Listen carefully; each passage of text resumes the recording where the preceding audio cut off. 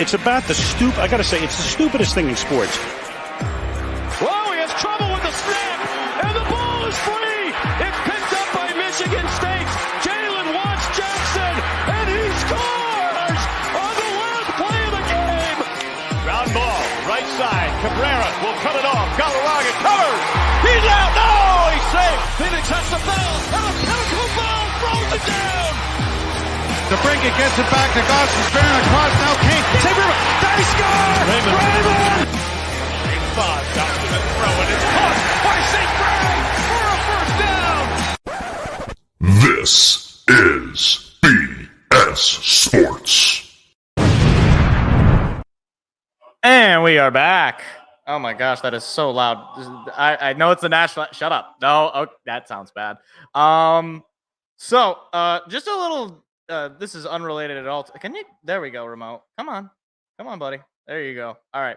This is unrelated to anything related to the game, but you may notice a pair of crutches. That was not here this morning. I had a little bit of an accident earlier today. So my left leg is I got a sprained ankle.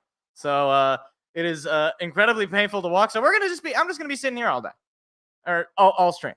So if I gotta pee, I might just pee my pants. That's what I'm gonna do. That's not true. That's not what I'm gonna do. But I just wanted to let the people know. What? I can't let people know about these things. But Michigan State, Boston College on the road here. Red bandana game. Everybody's rocking the red bandanas for what's his name? Wells, the Boston College student. I want to say he was a football player. Could be wrong about that. Who died on 9/11. Incredibly tragic. On the game itself, though, it is rainy. Let me pull up the forecast here on ESPN. 58 degrees and raining in Chestnut Hill, Massachusetts, for Boston College. So it's a little bit of a scattered crowd. You got some loyal Eagle fans. Also, here's a little annoying fact about this game. It's on the ACC network. Who at Michigan State allowed for this to happen? Like, who at Michigan State was like, you know what? We'll put this game on the ACC. Like, I have YouTube TV, which comes with the ACC network. There's probably a good amount of people who just have regular cable that are living, in the greater Lansing area or wherever they're living. And they just don't have this game. So, if you're here because you don't have the game, I can't put the game on for you because I like to keep my channel. I don't know about you. But I can offer you the alternative. All right. This is the best you got. But Michigan State coming in with, according to ESPN, a 21.2% win probability.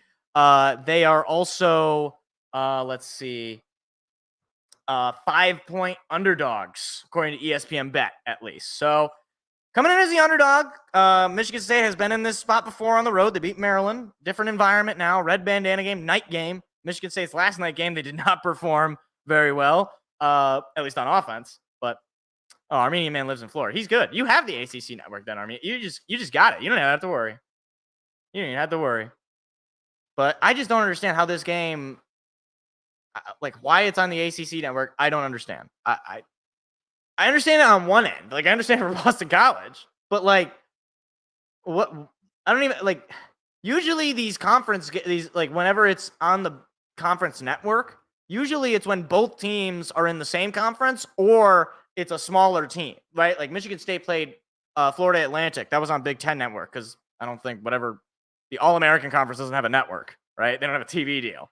So I don't understand how that happened. I'll have to talk to I don't know, the Spartan Media Network and be like, hey, what happened here? How do we allow this to occur? But also another note. My AC unit is broken. So that's wonderful when we're, entering the final days of summer here. And Michigan doesn't seem to be aware that it's the final few days of summer because it's 80 degrees and beautiful out all day. So if you hear a fan in the background, I'm not turning that off. You can leave a complaint in the complaint box if you don't like the fan noise in the background. I would like to not pass out in the middle of the show. I also have the window open, so if somebody yells at me, I will I will probably respond on the show. They won't know that I'll respond, but yeah, hey. So that would be the reason for any outside noise or fan noise. I also got a fan that's kind of in front of me, but I don't think it's doing anything. I'm just going to turn it off. It's not doing anything. Behind the monitor, it's on my lamp. One of the most oddly designed lamps. You can't see it because it's not on camera, but yeah. So, I mean, man, you live in Florida, though. How did you must have lived in Michigan at some point. Did you move to Florida? What's the story there, buddy? How did you, or did you just volunteer to be a Detroit sports fan? If that's what you did, God bless you. I'll just say that.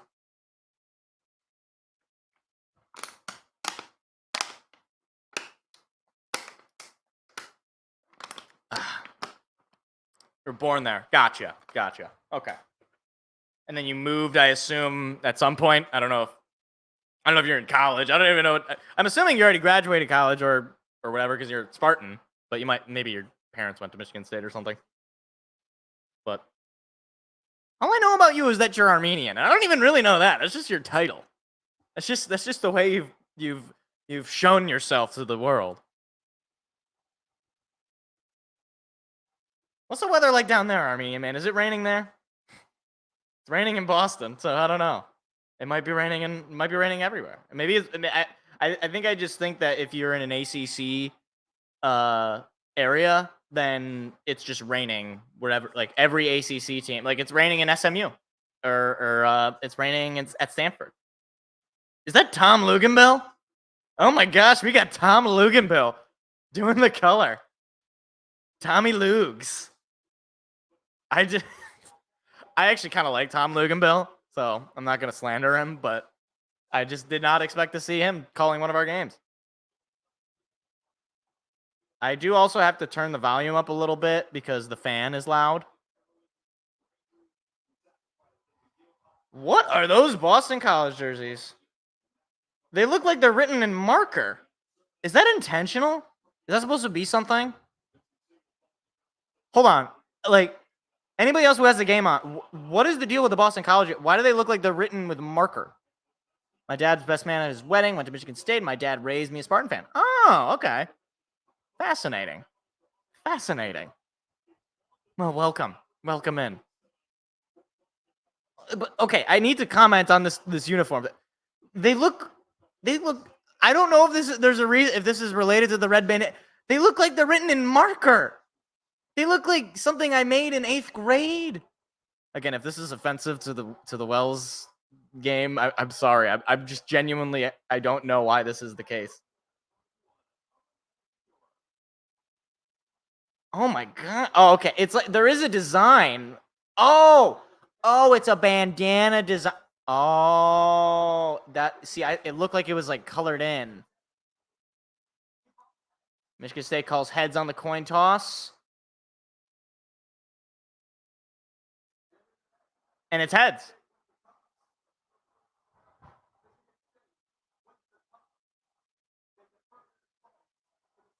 All right, so Michigan State wins the toss. They defer. Praise the Lord. Everybody who's been on any one of these live reaction shows knows I am defer until you die. I do not care. I will always defer. Getting the ball in the second half is inherently worth more than getting the ball in the first half. If you're losing, you got a chance to cut away at the lead late. If you're winning, you got a chance to extend the lead. There is no circumstance in my little tiny brain where I would not defer. Also, Bill O'Brien is the head coach of Boston College. Just wanted to point that out. For any NFL fans who was wondering if Bill O'Brien was still alive. And he is. He's the coach of the Boston College Eagles. Okay, but I understand the jerseys now. It's got a bandana design in the numbers. It looked like it was colored in marker. I'm sorry. It's kind of cool now that I know that that's what it is. But it is raining. Like you can see all the students there are wet from the rain. And so this is going to probably be a pretty ugly game of football. But it's that's where we can see teams at their best. in a weird, sick way.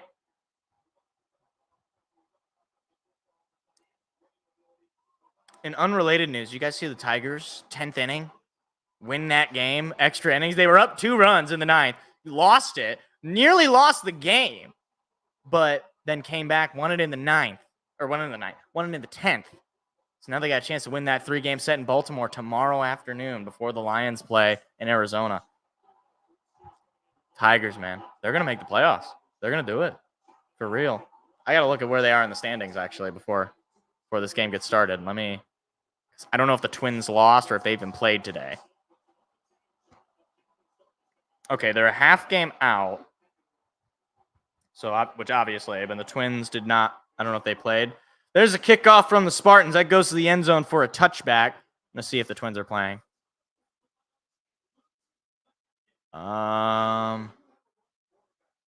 Okay, I guess. Oh, the Twins game got postponed. Okay. I guess that makes sense. It was raining. It's raining in Boston College, so it's raining. It was raining in Boston where the Twins were playing.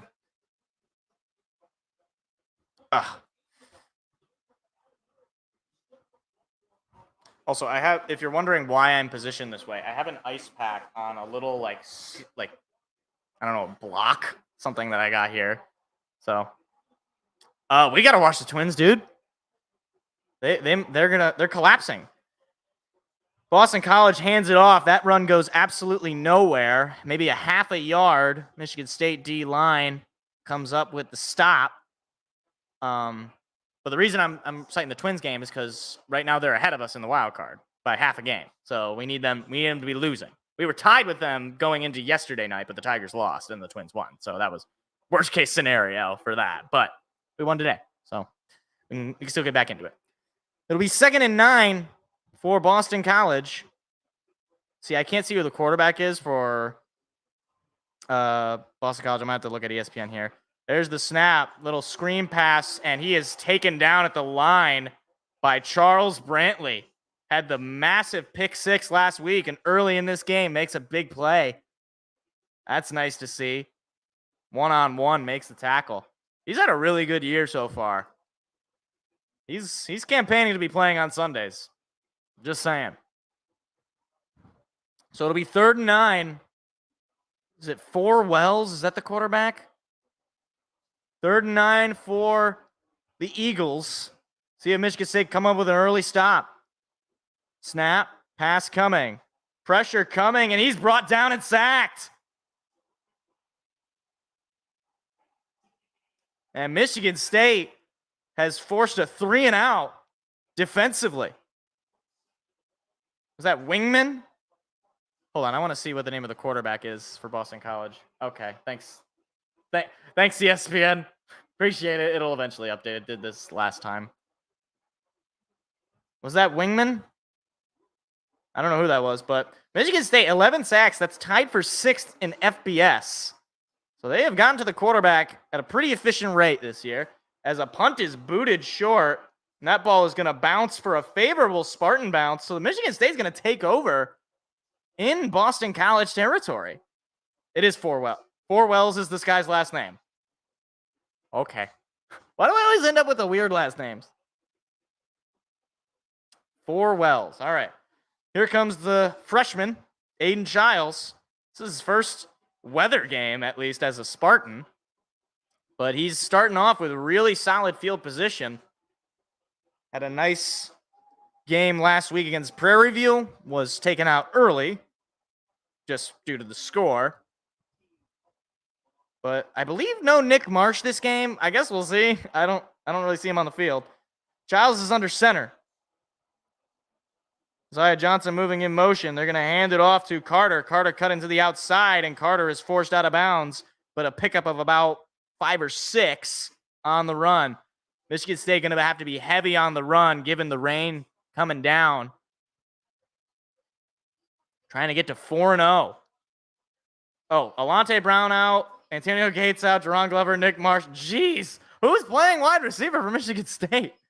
That's like every wide receiver. Dylan Tatum is out. Chance Rucker is out. Gavin Brocious is out for the season as well. I don't even know who's playing wide receiver. I really don't. That's like every Michigan State wide receiver that I know. I guess Montori Foster. I know him. Michigan State hands it off. Oh, no, he's going to keep it. Childs is going to pick up the first down and stay on his feet and gain some extra yards. Oh, the camera crew for the ACC Network got confused there. But Michigan State taken down at the Boston College 35-yard line with a nice design run, or maybe a play action run. I don't know if that was design, if he just decided to keep the ball. Picking up the first down for Michigan State. Childs in the shotgun. Snap, pass coming. Childs throwing it up the middle, and it is incomplete. Nearly intercepted. Wait, there's another Forwells? Oh. I'm just going to shut up. I'm not going to say anything. I'm not going to say, you know what? If you haven't figured it out, I'm not going to say anything. I figured it out. They all say Forwells. It's the Wells game, you idiot. Anyway. Forwells makes a big play on Forwells. Childs under center. Carter in the backfield. Snap. Going to hand it off to Carter, and he's not going anywhere. He will get stuffed at the line. It looked like Childs kind of bobbled that ball a little bit on the exchange from the snap.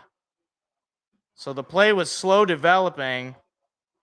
Yeah, that was not a very fast developing play. So it'll be third down. And given the field conditions, I don't know if this is field goal range for Jonathan Kim. He made some deep kicks before in this season. Michigan State, 50% third down conversion rate this season, 22nd in FBS. And TO is called by the Spartans. So no yards gained after getting the first down. That rain is really coming down. See if Childs can make a play. Okay, now I can see who the quarterback is. Castellanos.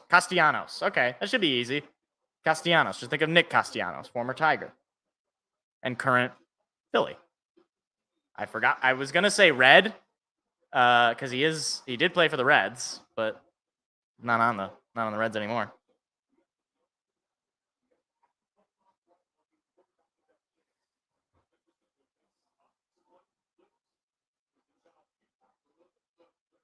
Boy, that rain is really coming down. This is going to be an ugly game. This is going to be really ugly. I wouldn't be surprised if you see guys slipping, falling, balls bouncing weirdly, fumbles, all that stuff. It's just old school football. Only it was a snow game. One of these days, I'm going to get to call a snow game. Probably not this year, but one of these days. Childs is in the shotgun. Snap, pass coming. Childs and is caught by Jack Velling. Jack Velling fell down to make the catch. And back-to-back first downs. Nice third down conversion there by Childs. In double coverage, he's able to get that football to Jack Velling, who I'm assuming is going to get a lion's share of the targets, giving the injuries to the wideout room. This drive will stay alive for Michigan State. Little over 10 minutes to go in the opening quarter. Michigan State forced a 3 and out, and now they're driving. Michigan State, Childs pass coming. He lobs it up deep, and it is high and incomplete. Montori Foster Jr. tried to go up and get it, but it was overthrown. 10:04 to go. No score. I mean, Montori Foster Jr. was wide open. He would have been able to catch that ball and take it into the end zone, but Childs put too much on that ball that there was no shot for Foster to get that. 2nd and 10. Childs stays in the shotgun. Snap. Hands it off, and Carter is swamped. Nothing but white jerseys all over him. It is going to be 3rd down and long. Not sure what the mindset was on that. No room for Carter to run. So it'll be a 3rd and long. And again, given the field conditions, losses of yards could really mean losses of points. What otherwise would seem like a field goal, a chip shot for a field goal in this rain, it's certainly not a guarantee. Michigan State just shy of the red zone here, but it's 3rd and 11. Snap. Childs pass coming. Childs throws it up the middle. It is incomplete. Velling was the target, and he couldn't heave it in. So now Jonathan Kim will have to come out for the Spartans to try to give Michigan State an early lead.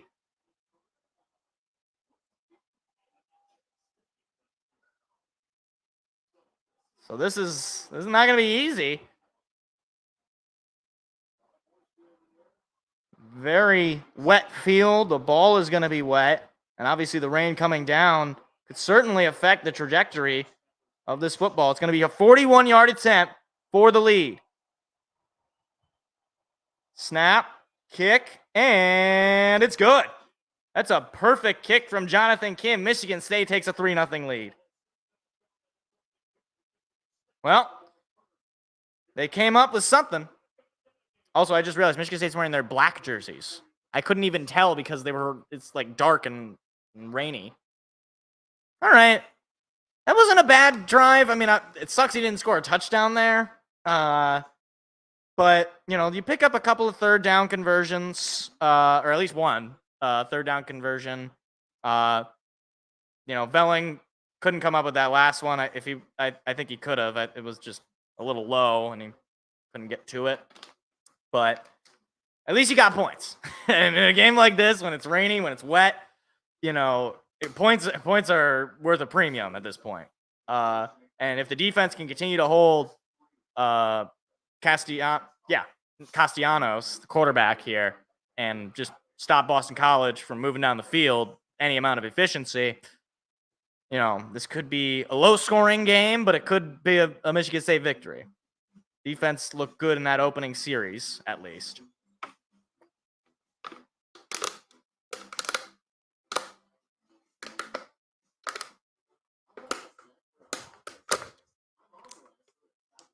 All right.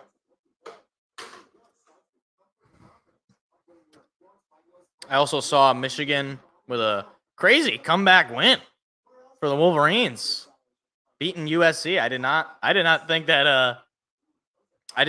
that they were going to pull off that win. I'm not going to lie. I was much more harsh on Michigan and much more high on USC, but no, USC seems to have fallen to earth. Oh, the big noon kickoff, Marshall, Ohio State. Not good for Marshall. Ohio State did win that game. They blew them out. It was not even close. I was kind of out for most of the day, so I actually don't know what happened as far as scores go. So I can actually take a look here. I saw Illinois beat Nebraska. Illinois might actually be good. like that's. I did not think that Dylan Raiola was going to lose to Illinois, and yeah, he pulled off the win. Clemson blows out NC State, so that's kind of nice for them. Poor Kent State got murdered by Penn State. LSU beats Big Ten UCLA. That's kind of interesting. And I guess that's it. Then there's just games happening right now. Is Georgia playing? Did Georgia already play? Maybe I missed it. Maybe it's just not there. Tennessee's up 3-0 over Oklahoma. They do. That's about the only thing that I can think of for Illinois. And they produce. I mean, like, any big school is going to produce good players. It's just whether or not the teams overall are going to be good. Like, any school is going to get like some recruit that teams overlook. Kirby Joseph, obviously, a fighting Illini, and he's a pretty darn good DB. Pretty darn good. Already has an interception on the year. Hopefully he'll have another tomorrow. Wouldn't that be something? So, second kickoff of the night for Michigan State. And here we go.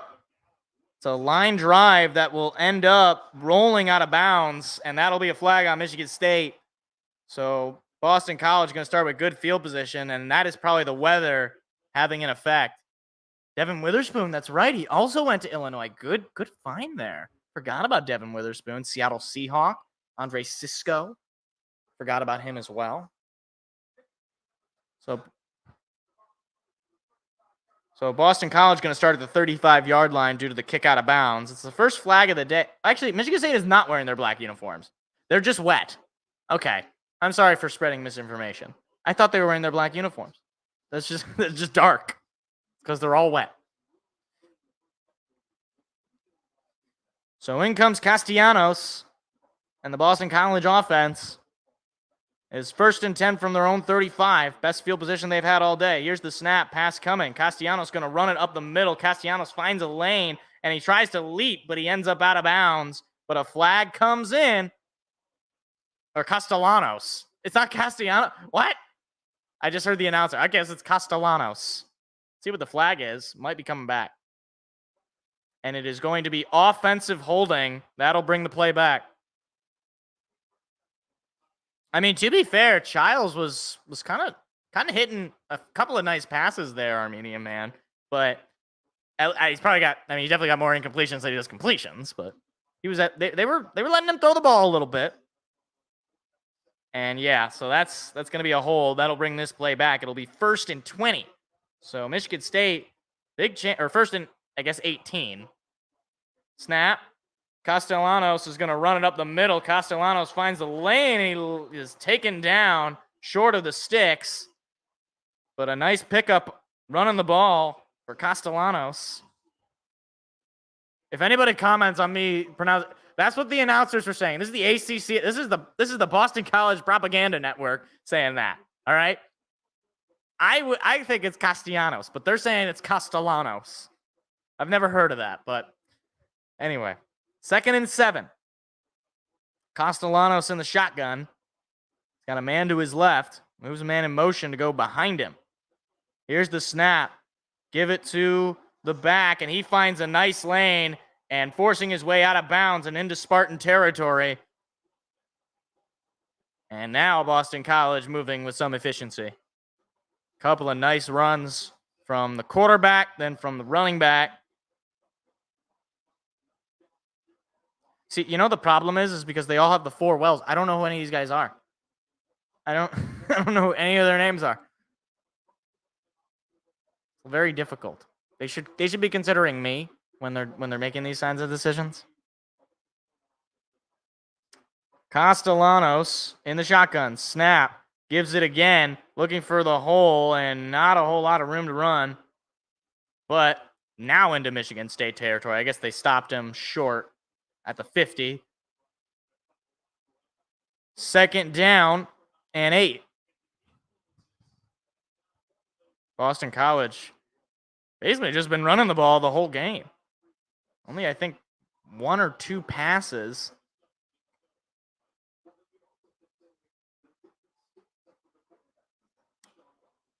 Second and 8. Motion going on the right side. Snap. Fakes the give. Pass coming. Castellanos dumps it off on a screen and a nice spin move, but not able to break free of second contact. He will be thrown out of bounds short of the sticks. And a flag comes in late. A couple of flags. Oh, boy. This is going to be an unnecessary roughness call, I bet, on Michigan State.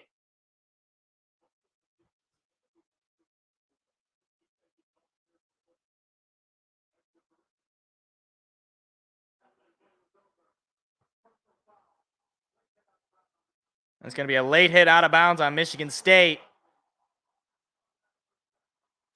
Automatic 1st down. That's an unnecessary penalty. Certainly you don't want penalties before or after the whistle. And I don't understand what you're thinking there if you're Bogle. I mean, you're not in the WWE.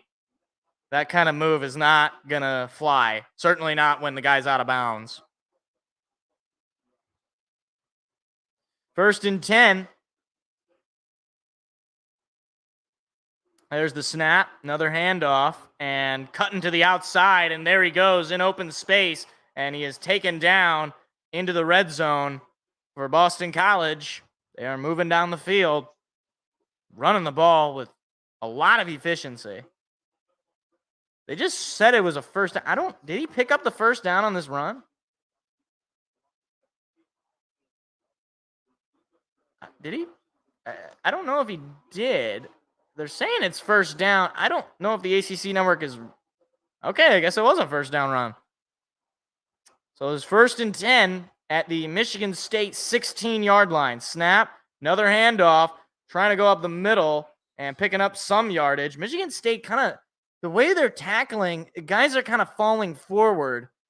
So right now, Boston College has the advantage as far as the physicality goes.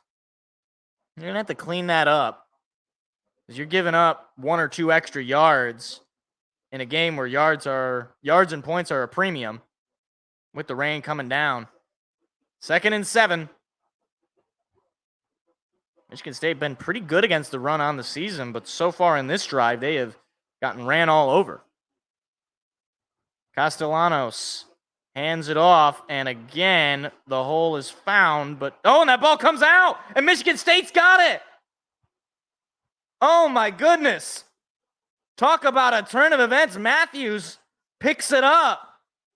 And I was saying how the rain is going to increase this sort of thing from happening, and Michigan State just come up with a huge break.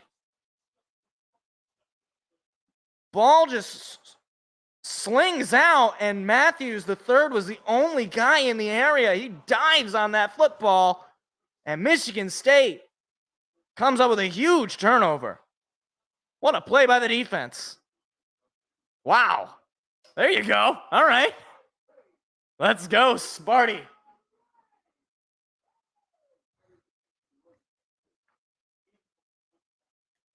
That's a huge turnover. Look, I said it before the game started. With the rain, these sorts of plays are going to happen, right? The ball is going to be slippery. The field of play is obviously going to be slippery. So Michigan State's got to take advantage of these and see if they can score here on the turnover.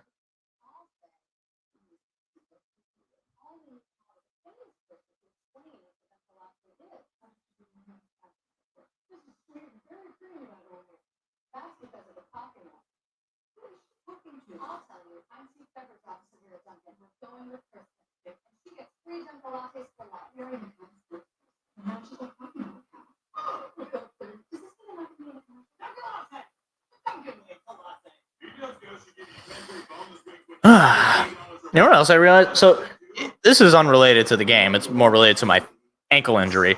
Like, you don't realize how much walking is useful. You know what's even worse? Like, there's stairs getting to my apartment. I'm on the 2nd floor. I'm basically on house arrest. I gotta go somewhere tomorrow. I'll figure it out. I'll probably just scooch down. Hopefully it feels better by the morning, but I was told it could be as long as a week. Hopefully it's not that. Anyway. Oh my gosh, if I gotta see another one of these stupid Airbnb commercials, I'm gonna throw my TV out of the window. I won't actually do that. TVs aren't cheap. But actually, TVs are relatively cheap. I mean, you can get like a cheap, tiny flat screen, like the one I have here. This one is old too. This was my brother's when he was in college, and then it was mine when I was in college, and now it's mine when I'm not in college. I don't think there's a lot of people. Oh, I gotta update to the latest. This could be my TV for the rest of my life, and I'd be okay with this. I really would. Make a sled and ride down the stairs. That's not a bad idea. I've thought about that. I've thought a lot about that. I don't know how. What we could do, I could call the leasing company. I could be like, hey, do you think you could insert like a slide? You know, or an elevator just for me. Or maybe I could get like a pulley system on my balcony here. Anyway, Childs hands it off to Lynch Adams, who picks up about 4 yards on the carry. Just under 5 minutes here to play in the opening quarter. Michigan State up 3-0. They got the ball back on the fumble recovery, and it is 2nd and 6. They are inside their own 15. Just got past their 10, or at about the 11 or 10 and a half. Childs is under center. calling an audible. 9 seconds on the play clock. There's a snap. Michigan State hands it off, or Childs hands it off. K'Ron Lynch-Adams going to pick up about 4 more yards. It'll be 3rd down and short. Marshawn Lynch-Adams. That's right. That's actually a great nickname. All right, we get it. The bandana. All right, I understand. They do the bandana. I get it. I get it. All right, yep, that's the volleyball? No, that's women's basketball. Never mind. I'm sorry. I just saw a woman in a jersey. I didn't know. I don't know what sport she's playing. For all I know, she's playing badminton. Childs is in the shotgun. 3rd and 3. Snap. Pass coming from Childs. Childs loads it up, and it's incomplete. That was Montorie Foster, and he couldn't connect. Michigan State goes 3 and out after the fumble recovery. Defense for Boston College steps up. That's a real waste for Michigan State. Doesn't even get a whole lot of time off the clock. Yeah, total wasted chance there for the offense.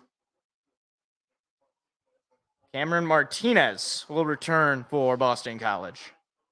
Ryan Eckley to punt for Michigan State. It's a little high, but he comes up with it. Punt is up and away, and he's going to let that one bounce and take a favorable roll. It'll roll all the way to the 36-yard line of Boston College. So Michigan State's going to come back up on defense. They came up with a big turnover last time. See what they do here.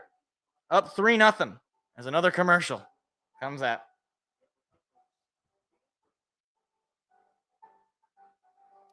I understand that it's ACC Network, and they're going to be, this is the 11th annual Wells, whatever.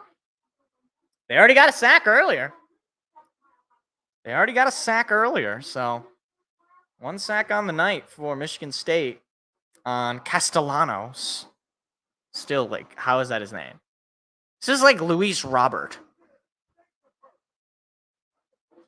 Like, how is, like, why is that? Why? He's not. He's Hispanic, right? Like, he's some, I don't know where Luis Robert is from, but why is his name Luis Robert? Shouldn't it be Luis Robert? I actually don't, now that I'm thinking about it. Robert, that's like French. So unless he's Haitian, I don't think. He could be Haitian. I don't know. Where's Luis Robert from? Where's Lou Bob from? I gotta look this up. I have to know. Luis Robert. Luis Robert is Cuban. Okay. His actual last name is Moyran. So he's referred to as Luis Robert Jr., but his full name is Luis Robert Moyran. I hope I'm pronouncing that right. I'm probably not. Why doesn't he? That's weird. Interesting. Fascinating stuff. We're learning things tonight.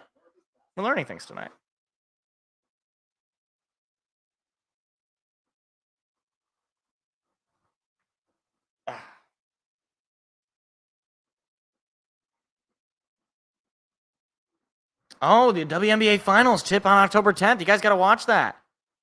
We gotta watch that. I mean, if I don't watch it, who's gonna? Like, actually, that's not a joke.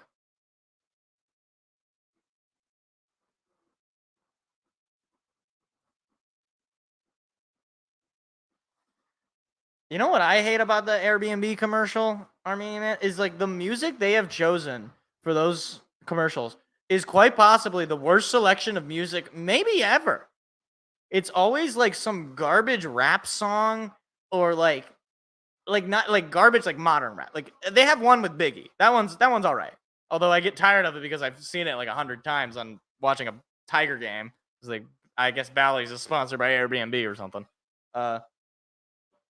But ACC women's soccer tonight, or no, Thursday. I'm sorry. It's got a Thursday. Clemson against Florida State. Anybody going to be watching that? Little ACC soccer action. Women's soccer, not just any soccer. Women's soccer. Literally anybody going to be watching. It's really a wonder that these games are on the CW. Castellanos thought there was a handoff there. Nobody was there. Now he's trying to make a play. He's running around looking for room, and he's going to pick up some extra yards. Boy, he's lucky he got anything there. A little bit of a miscue. He faked the handoff to nobody. And there was no penalty either. I don't know what happened there. Michigan State almost had a sack, but Castellanos able to cut to the outside.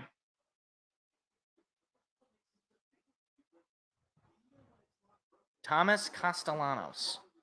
He's 2 for 2. He's only thrown the ball twice for 6 yards. It is 2nd and 6. Another pass coming. No, he's going to run with it. And he is going to be taken down after a pickup of just 1. So 3rd down opportunity for the defense. Bogle made the tackle. It'll be 3rd and manageable for the Eagles. Wait, they have what? I'm sorry, I don't remember what I was talking about. What do they have, Armenian man?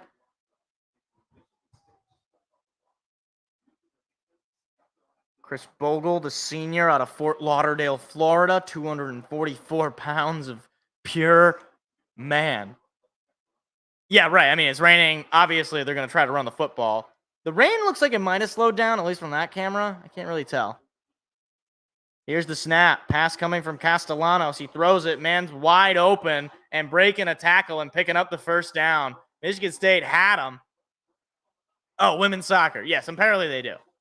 Apparently both Clemson and Florida State at least have women's soccer. I know Michigan State has women's soccer. Who watches it? I don't know. Presumably somebody. If they're putting it on their network, somebody's got to watch it. You know, it's entertainment industry, right? If nobody's watching, they're not going to put it on TV. Maybe it's the parents. Maybe it's the families.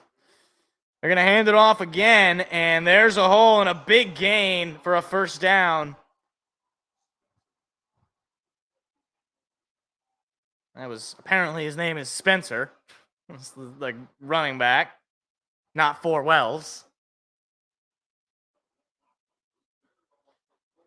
That was a pretty open hole there for the defensive line. 61 yards on the ground for Boston College. Michigan State just 20 yards on the ground.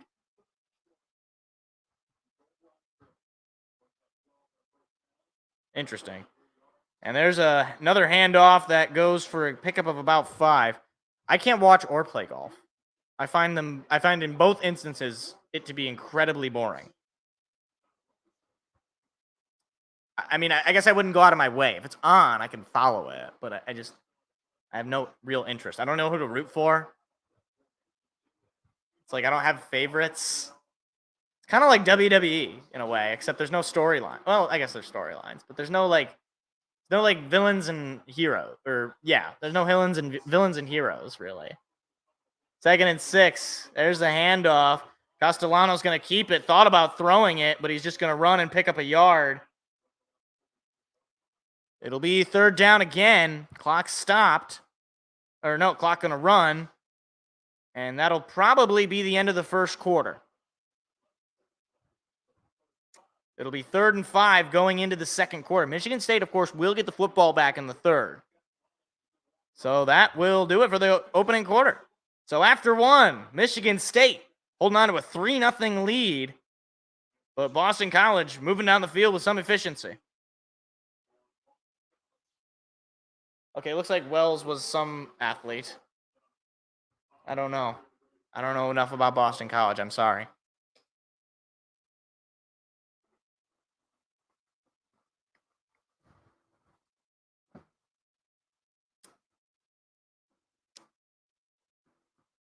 Another turnover would be nice. But they're not going to they're really not going to throw the ball for the most part. Which is unfortunate because our secondary actually has turnover capabilities.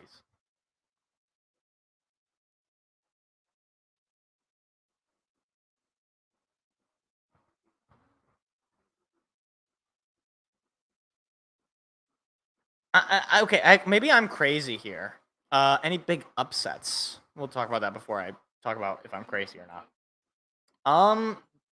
Not that I could really see, at least not on here. Texas is up 14-0. I guess Illinois over Nebraska. That's a pretty big upset. Upset 24-22. Is that really an upset?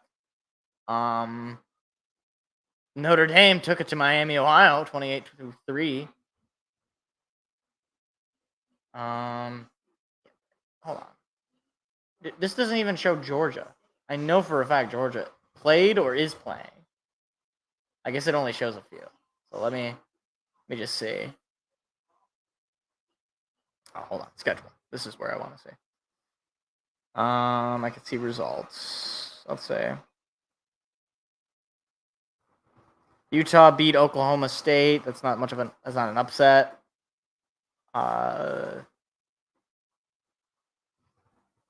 Wait, did Georgia really not play? Did they already have a bye week? Or are they playing now? Maybe they did already have a bye week. Huh. That's crazy. I didn't think they had bye weeks this early. I guess they do. Yeah, there really didn't have any big upsets. I guess the biggest story is that Illinois win over Nebraska. That's just, I didn't watch the game, but I was surprised by the result. Eastern Michigan beat St. Francis, Pennsylvania. Does that do anything for you? Anything? Go Eagles? Not those Eagles. Eastern Michigan Eagles. Yeah, there really wasn't. Kind of a weak week. Yeah. Not that loaded of a week in college football. You had a couple of nice matchups, but I think the Michigan USC game that was an upset. So Michigan getting the win at home. That was a nice win for the Wolverines. Yeah, outside of that, it's probably the best game of the week is that USC Michigan game. But I only caught like the tail end of it. Yeah. Where is Marshall? Where is Marshall University? It's in West Virginia. Huntington, West Virginia.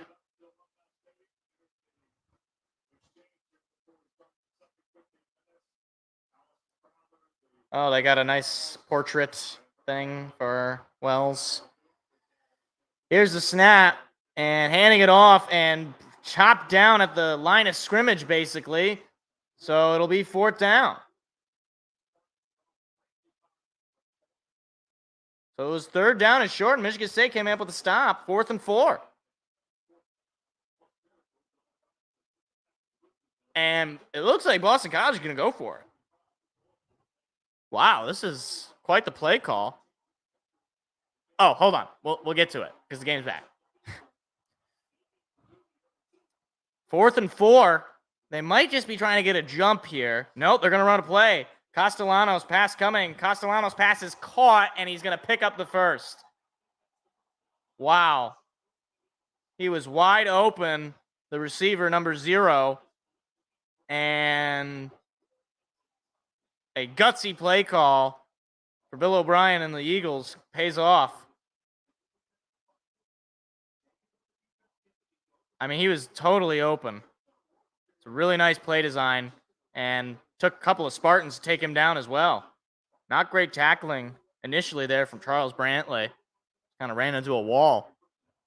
Here's the snap. Castellanos hands it off and going low, but taken down short.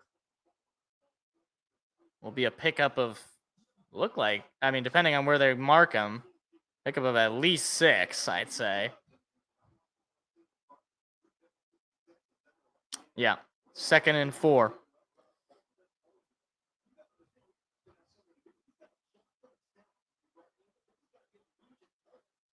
It looks like there is still some mist. I don't know if rain is coming down. I can't really tell. Another handoff, and this time, breaking initial contact, getting a block, staying on his feet, and into about the 11-yard line. That play looked like it was dead at the line, but quite the run there for BC.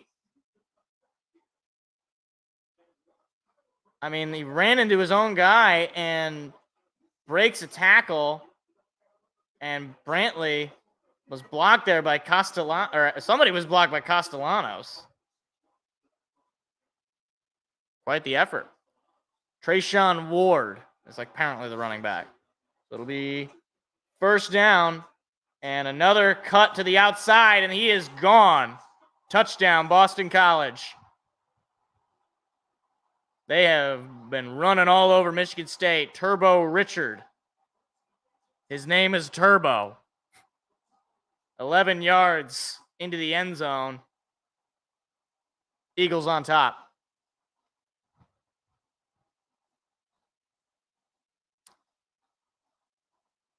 I mean, that's a drive that you just wish you had back. You know, you had the 4th and 4, forced them to pass the ball, and just a bad look defensively allowed for that man to get the receiver to be so wide open, and Michigan State loses their lead. That's a high snap, and the extra point is no good. Missed it wide right. Or wide left. Is it? I don't know which direction it's supposed to go. So it'll at least remain a field goal game for Michigan State to tie it up. Again, the weather probably having an effect on everything. It's had more of an effect on Boston College, at least. Get a touchdown, answer back for sure. Okay, here's my crazy story. So I've watched a lot of TV in my life. I've watched a lot of sports in my life. I have never seen this many WNBA commercials in my life. Ever. Like, I don't, like, I might just be crazy. Maybe I'm just not remembering. But I don't remember, like, they're like pushing this as if it's like a thing. Like, as if, to my understanding, and I could be wrong here, I don't think the ratings are really any higher. At least not significantly. Like, there was sort of that, in maybe the summertime or so when Caitlin Clark got drafted and everybody wanted to watch her in WNBA. But basically, once other sports started playing, I don't think anybody was talking about Caitlin Clark or the WNBA in general. So my thing is, this whole thing just feels like a total contrivance. It's like, no, yeah, everybody's talking about the WNBA. Everybody. It's like, I've never met a WNBA fan. Can anybody? It won't even, if you leave in the comment, you say you're a WNBA, I won't believe you. I won't believe you. Because you're just a person you're just pixels on my screen. I refuse. I need to meet this person. I need to like talk to this person and have them actually like break down the WNBA. Like, were you a fan? Do you like the Phoenix Mercury or whatever the heck they are? Like there has to be fans of this league. There just has to be, because it's still in existence and it makes some money. Who are these people? Reveal yourself to me in person. I can't name 5 players all time. Candace Parker, Caitlin Clark, Angel Reese, Brittany Griner. I got to 4. And I don't know. Yeah, that's it. Actually, Cheryl Swoops. Isn't she a former player? Oh, there's the rain. Yeah, it is coming down. All right, so I got 5. Never mind. I can name 5 all-time WNBA players. The only reason I know Brittany Griner is because she got arrested in Russia, and the only reason I know Cheryl Swoops is because I hear her advertisements for a stupid little WNBA podcast that probably 13 people listen to.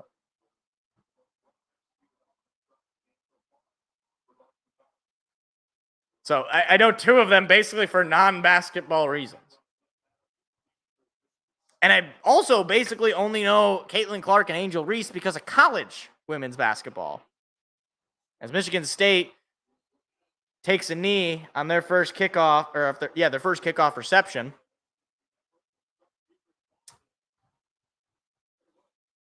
But that should tell you something. So if we're talking purely like basketball reasons, I really only know 3 players. And also, I even on Candace Parker, Even on kid, the only reason I know Candace Parker is because she's like a media figure now. Like she does commentary, I believe, for TBS for March Madness, or like I've seen her on TV as a commentator. So even that, so basically, in reality, I really only know two. Anyway, Childs is in the shotgun. He's going to fake the give to Carter. Childs got plenty of time. Going to take a shot deep up the middle. It is incomplete, and that would have been a touchdown because Montorie Foster Jr. was open. And Childs has struggled to locate Montorie Foster Jr. all night long.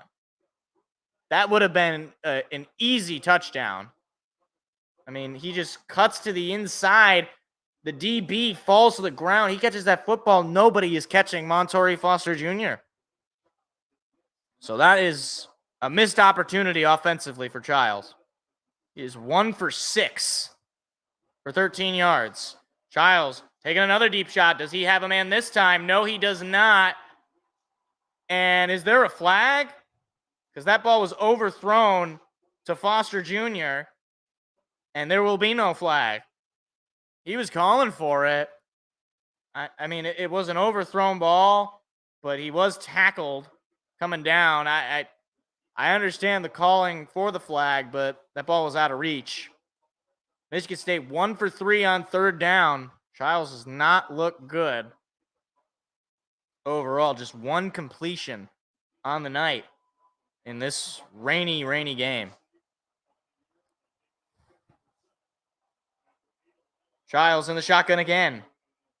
Snap, pass coming. Childs looking, pressure coming. Childs going to run with it. Childs looking for a block. He gets it, stays on his feet, breaks a tackle. Look at Childs go, and he's going to pick up the first down. Oh my goodness, Aiden Childs, what a run. Wow. And a great block there by, I want to say it was a receiver. It might have been an O-lineman who gave that extra lane for Childs and then breaking the tackle as well. Wow. It's a great play on his feet for the quarterback. So 1st and 10. Childs is under center. Here's the snap. He's going to give it to Lynch Adams. Lynch Adams breaks first contact, is taken down on second contact, but picks up about 7. Now Michigan State's starting to run the football. That last play was not a design run for Childs, but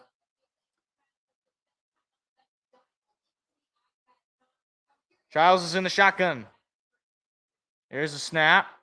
Gives it to Lynch Adams. Lynch Adams trying to force that extra yard. He will pick up just 1 or maybe 2.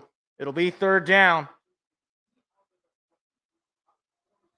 Now, what does Michigan State do offensively? Childs has been inconsistent in the pass game. Unfortunately, the run game has not done too much overall. Big 3rd down here for Michigan State to get back into this game. They need a touchdown or a field goal to tie it up. Childs is under center. Lynch Adams in the backfield. Snap. Gives it to Lynch Adams. Lynch Adams cuts, and he will roll. Did he get there? And they're going to say he did.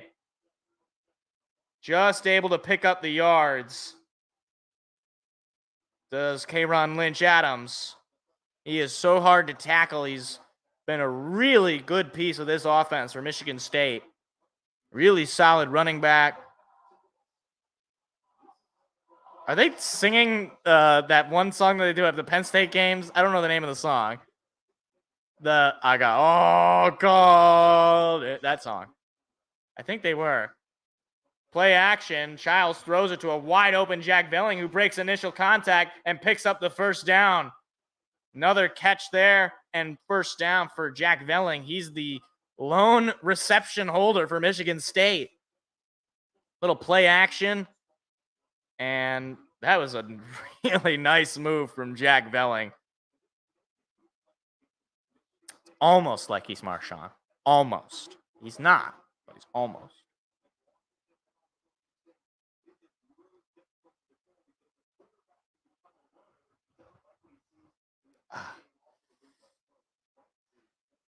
Childs Under center this time. He's going to fake the give to Lynch Adams. Pass coming. Childs taking a deep shot, looking for a man. He's got him. Caught. Taken down at about the 2. That is Montorie Foster Jr. He finally hits him, and Michigan State's in the red zone. Childs has that ability to make those big plays, and that could have been a touchdown if not for a really nice tackle by the defensive back. Now Michigan State in business to reclaim this lead. Ball at the Boston College 1. It's a 4-man O-line. Childs is under center. They are loading the box right now. Childs is going to run it himself, and he's going to get in there. Touchdown, Michigan State. There it is. There's the signal. Aiden Childs rushing touchdown in back-to-back games, and Michigan State reclaims the lead.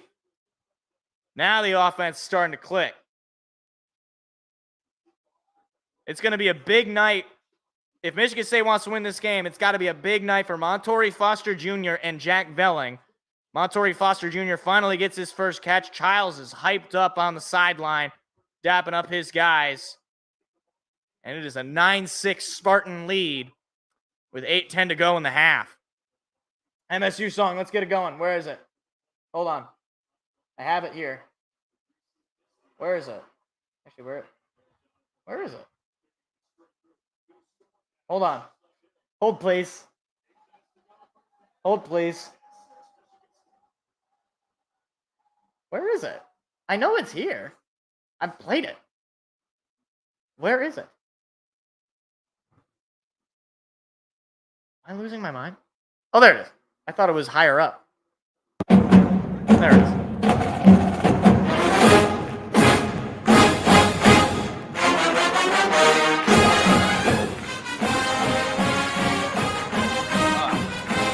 That was a great ride. That was a great ride.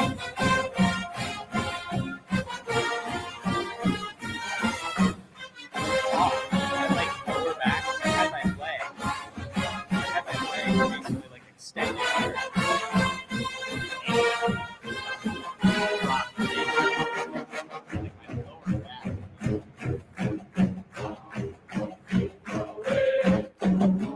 I mean, it's very iced up. Like, I feel basically it is like very numb.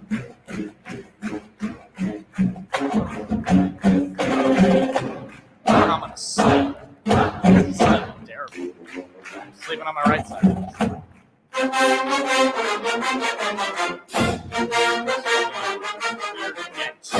In my ice pack. It's quite simple. Keep coming, Martin, keep coming, keep the fighting with the rah, rah, rah.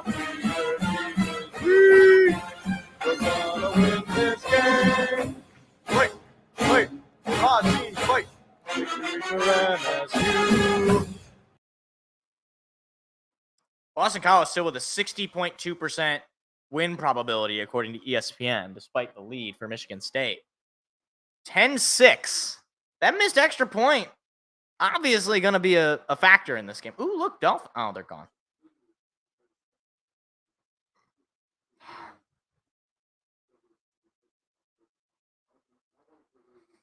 Is it not a surprise to anyone that Bill O'Brien is the head coach of Boston College?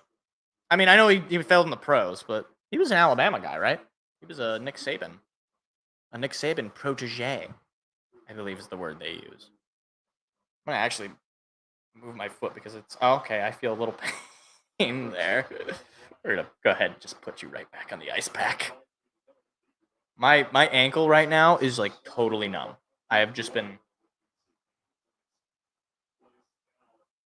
Like, I don't even know if I have an ankle. I've got a cast on it. Not like a, like a hard cast. It's like an air cast, but still. I mean, like, they can't totally flip it, right? Because they're thinking the end of the game, right? There's a short kickoff by Michigan State that is taken out and stuffed inside the 20. Nice play on special teams. Alexander with the tackle. Oh, Tennessee got a safety.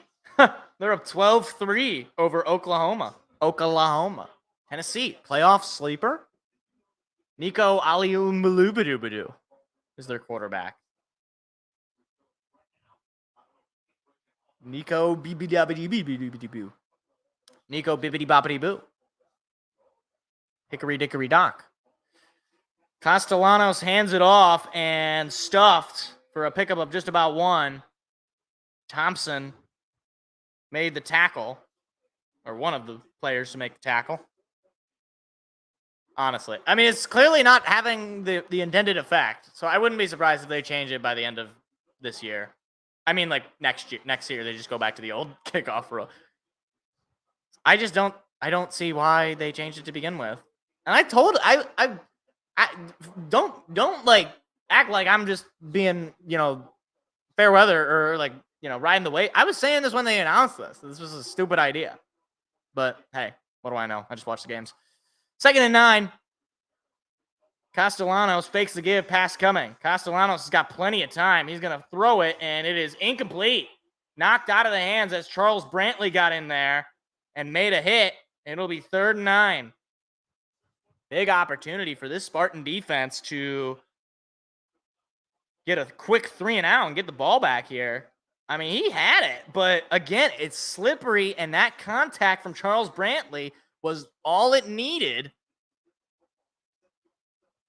Well, they're not going to, there's not a whole lot of injuries on kickoffs anyway because players don't return it.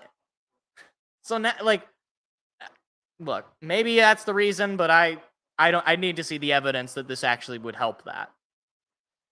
Castellanos pass coming. Castellanos loads up, and it is knocked away and incomplete, nearly intercepted. Boy, Angelo Gross slid down and couldn't come up with that ball. That could have been dangerous. It'll be 4th and 9, and the punt team comes out for the second time. Boy, that ball went right through the hands and off the helmet. Wow. Couple of nice plays by Michigan State secondary. Montori Foster Jr. to return it. Certainly has some speed. Here's the snap. Oh, and he bobbled it a little bit, and he's going to run and punt it. Boy, he's lucky he got that one off. Foster Jr. going to take this one out, and he is chopped up on immediate contact, but he dove for an extra couple of yards. But a nice play on special teams for Boston College after what could have been a disaster as the punter was bobbling the ball on the snap. So 6 minutes, 56 seconds. Aiden Childs in the offense comes back out for Michigan State. This is a huge opportunity. Michigan State can go up 2 possessions at the half and get the ball back. We could be seeing a very lopsided football game very quickly here in favor of Michigan State. But they got to get the yardage. So here is Childs in the shotgun. 81 in motion. Snap. Little toss over to Carter. And Carter is absolutely swamped. And a big loss. Totally broken up by the defense. That was not the way to start a drive. That your defense just gave you the ball back. Nate Carter. Nothing on him. There was nowhere to go. He loses 7. So now you need a couple of big plays here for Aiden Childs in the offense. Rain still coming down. Childs is in the shotgun. Need to get to the about 40 or 44. Childs on the run. Childs looking, throwing against his body. It's caught from Montori Foster Jr., and he gets the first down. That is an incredible play. Montori throwing against his body to get to Montori Foster Jr., who makes the catch and picks up the yards. I would call this an upset. I mean, you're on the road. I mean, certainly from the betting standpoint, we're 5-point underdogs. 4 for 10 for Childs. Starting to connect with his men. Oh boy, pressure coming on Childs. He jukes a man. Now Childs jukes another man. Look at Childs go. And Childs stays on his feet. Look at Childs go. Past the 40, past the 35, and runs out of bounds. What an incredible play from the quarterback. Oh my goodness. There was about 3 times where I thought he was going to go to the ground, and Aiden Childs comes up with a massive play. Whoa. That was Lamar Jackson-esque. Absolutely incredible. And he is getting hyped up on the sideline by number 7. 43 yards on the ground and a touchdown for Aiden Childs on 4 rushes. He's 4 for 10 in the air for 82 yards. Childs takes the snap, gives it to Lynch Adams, and that'll go for maybe a pickup of 1 if he's lucky. It'll be second down. That was, I'm still trying to get, that was an amazing sequence. I'm so glad I got to call that play. That's incredible. That's absolutely incredible. So it'll be 2nd and 9 on the 1-yard pickup from Lynch Adams. Childs will be in the shotgun this time. Looks like he's all alone as well. No, he's bringing in Nate Carter to his left. Childs takes a snap. Pass coming. Pressure coming. Childs has to get rid of it. It is caught by Nate Carter, but for a loss. Probably should have just let that ball go. And it'll be 3rd down and long for Michigan State. That's I get it, Nate Carter. You don't want to drop the ball intentionally. He didn't see that there was a defender on him, but it would have been better for Michigan State had he dropped that football. And the pressure has been coming pretty quickly. Michigan State not in field goal range. It'll be 3rd and 12. Got to pick it up. Need to get to the 24. Snap. Pass coming. Childs, pressure coming. Loads it up. Middle. Intercepted. Jack Velling, the intended receiver. And the ball ends up in a white jersey. Another interception for Aiden Childs as he continues to struggle with the turnovers. I don't think he's had a game where I think last week he didn't have an interception, but he didn't even play the full game. And that was, just completely missed Jack Velling. That should have been a first down. Velling was open and completely missed him, threw it right to the safety. Boston College gets the turnover.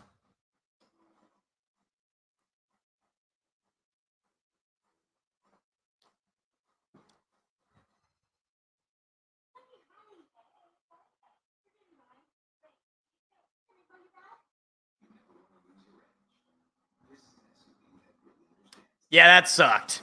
That sucks. You would have rather you even just punted away, because at least you could have pinned them. But to throw an interception, especially when you had you had it there. Why are they showing Lakeland? Oh, is this just a Florida advertisement? That's a lemur. Yeah, it's just Visit Central Florida. Why? Why is that an advertisement in this game? Neither teams are playing in Florida.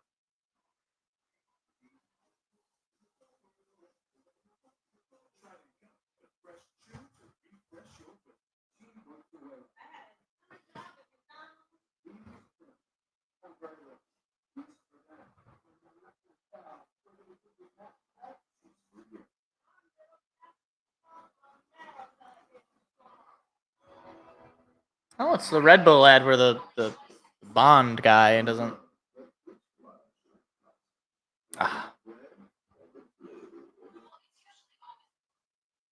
Wondering what that noise was. Sounds like a buzzing bug outside. A buzzing bug. My ankle is iced up.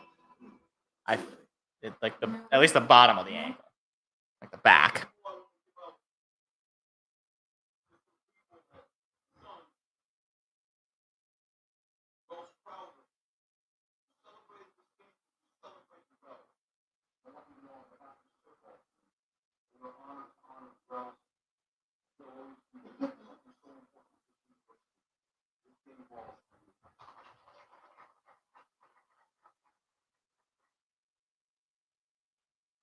What's wrong with Idaho and Utah? I mean, I don't know. Like, I've never been to either of those states. Something happened in Idaho or Utah? There's not a whole lot to do in either of those places. You can watch it. You can go to a Jazz game. You like the Utah Jazz? You can go to a Jazz game in Utah. If you're a Mormon, Utah might be fascinating. I'm not a Mormon, so I don't speak to that. Idaho, I don't know. I can't speak to that. Boise State, Castellanos is gonna run it, and he is. Oh my goodness, the referee got caught up, or the umpire got caught up. He seems to be okay, but he's smiling. Boy, that's quite the spot to be in. Castellanos picks up about 5 yards or so. 4-yard pickup on the run. Aiden Childs looking at the iPad, trying to learn from his mistake. See if the defense come up with a stop. Maybe get this offense back out on the field for a 2-minute drill. Castellanos hands it off, and just about a pickup of 3, maybe just 2. It'll be 3rd down.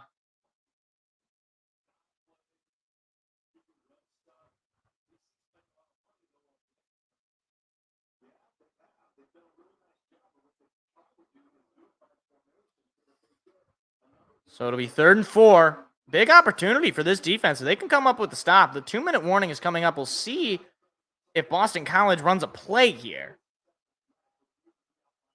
They might, just so that if they don't get it, and they will. Castellanos looking to pass. Castellanos under some pressure. Now he's on the run. Castellanos, pressure still coming, and he's brought down and sacked. Clock will stop with 1:51, and Michigan State's defense just came up with a big stop. Wait, who called timeout? Why would Michigan State call timeout? That was a 2-minute warning. Okay, maybe he wasn't. Okay, maybe they didn't charge the timeout. There you go. You called the sack. They needed it. Nobody could get open either. That's the other thing about sacks, right? Is it's not as much, or it's not simply that you have good defensive line. It's also that you got good DBs. Guys aren't getting open for a long play like that, and you come up with a sack. It's as much on the D line as it is on the DBs. We're not letting anybody get an open look.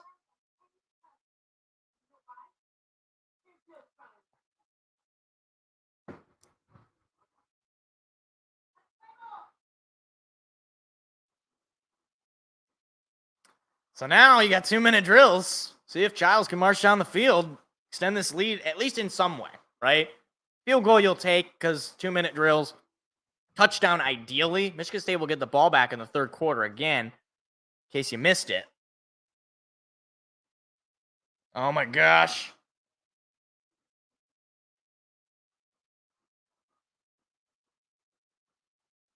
Wait, is Caitlin Clark's team even in the playoffs? I thought her team was supposed to be really bad. I don't even know why I'm asking as if I care. I'm sure Caitlin Clark is a very nice lady. I don't know her personally. I just don't care. I don't care about the sport she plays. I don't like it being constantly advertised to me. I would like something that is it really on me if I would like an advertisement that speaks to me as a potential consumer? Some people will say yes. Unironically.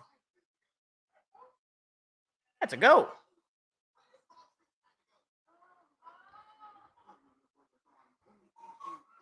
I really hope that my ankle starts to feel better tomorrow so that I can cook food and I don't have to order food. I also just hate crutches, by the way. They're the worst. Like it is so it's funny, right? Because when I remember being in school and somebody break their leg or tear, whatever it is, and they'd be on the crutches or whatever. And as the non-crutch person, I'm like, oh yeah, I want to play with your crutches. That's and then when you actually need them, it's this is the worst experience ever. I hate this. I hate my life. This is terrible. I never want to hurt I'm not going to do anything that could possibly hurt my foot. Not going to happen. All this for a stupid little ankle sprain.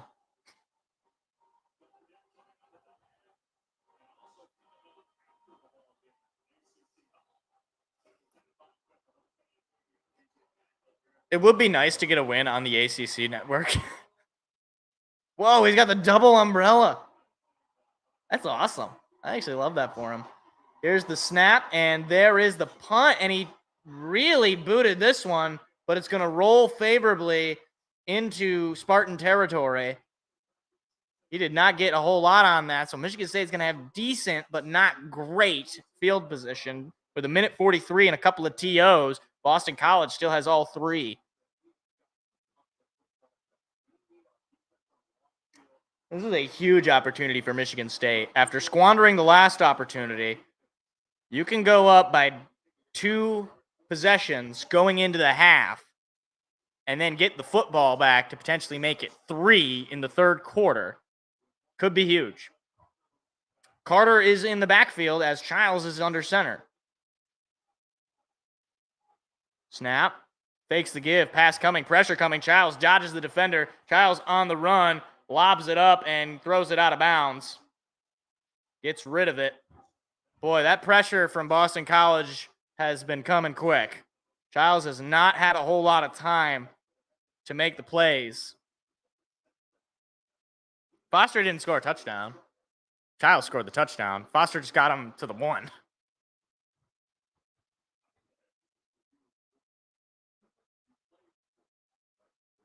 Childs going under center this time. 2nd and 10. Minute 35 to go.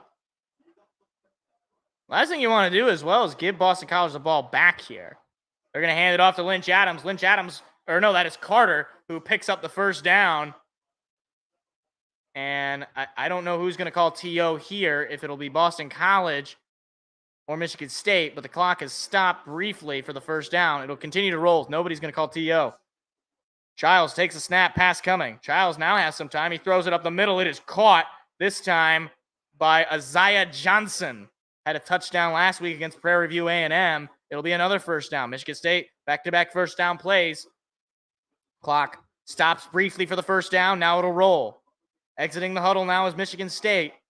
Childs moving into the shotgun with 1:10 to go. Neither team has called TO this drive. Childs, snap, pass coming. Childs, pressure coming. No, Childs going to run up the middle. Childs breaks free. Childs dives forward for an extra pickup. Michigan State into the red zone. Aiden Childs on his feet has been dicing up the Eagle defense. This is exactly what you wanted to see for the offense. Get yourself into the red zone. Get yourself into scoring range where you can make this a multi-possession game. 50 seconds to go. Snap, pass coming. Childs' throw is caught, and Foster Jr. gets out of bounds to stop the clock with 45 seconds, I should say. So it'll be second down, though, as he was short of the sticks. Michigan State, incredibly efficient. Moving down the field in these 2-minute drills. 7 for 15 for Childs, 102 yards. No touchdowns in the air, but an interception. 5 rushes for 61 yards and a touchdown on the ground. So overall, a pretty good half for Childs here. It'll be 2nd and 1. Childs is under center. Carter is in the backfield. There's the snap. They give it to Carter, and he's taken down for a loss. That is not what you want to see. And I'm not sure why nobody's calling timeout. The clock is rolling. Why is Michigan State not calling the timeout? And there it is. Finally, they get the timeout off. Lost a few seconds there unnecessarily.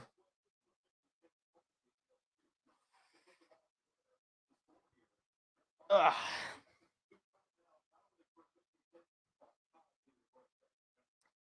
So 32 seconds.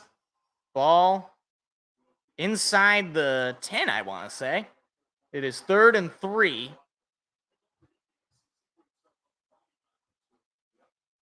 Oh, Miami, Virginia Tech next Friday.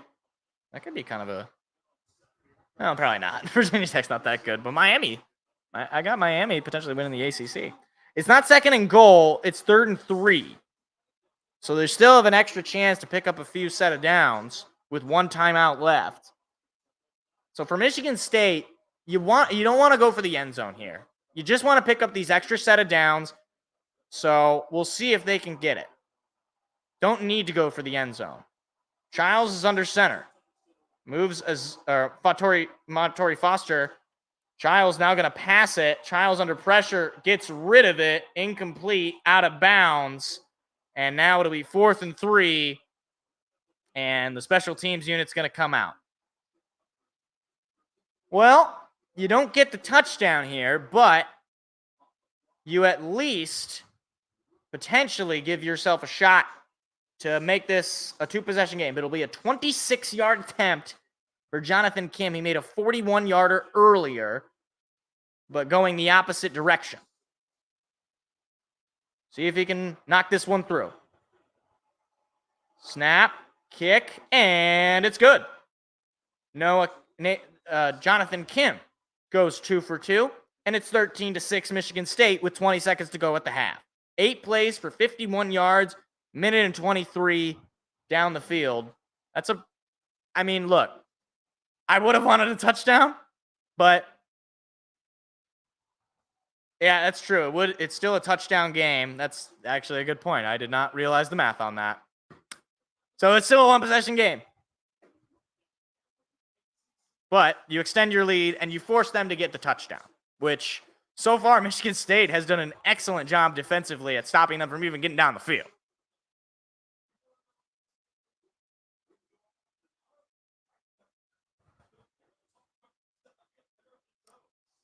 So 20 seconds.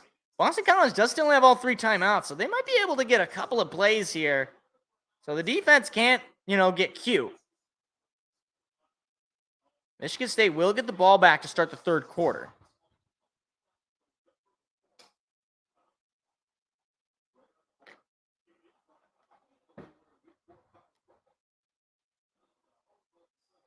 And just a deep shot that'll be fair caught inside the 5 by Boston College. Don't want to waste any time on the special teams. It is still raining. Definitely still raining. So credit to Michigan State to be able to be pretty effective, I think, in the pass game despite the rain. Childs obviously threw the interception. It wasn't a good look. I don't know if that was a rain-affected interception, but able to pass the ball pretty effectively and holding on to the football as well. And we'll see what Boston College ends up doing here with just 20 seconds. Here's the snap, and they're just going to knee it. Wow. Wait, BC does not receive it. They started the game with the ball. ACC Network, you're wrong. It says BC to start with the ball. No, they didn't. That's not true. Michigan State starts with the ball. What the heck, ACC Network? Am I crazy? Boston College started with the football.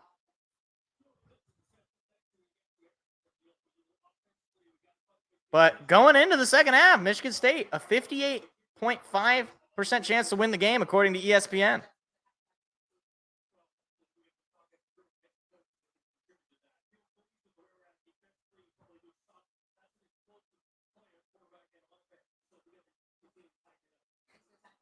Yeah, right. The ACC Network is just lying.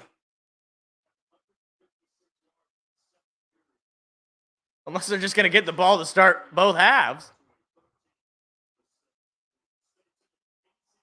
Oh. Yeah, they did have the ball in the first.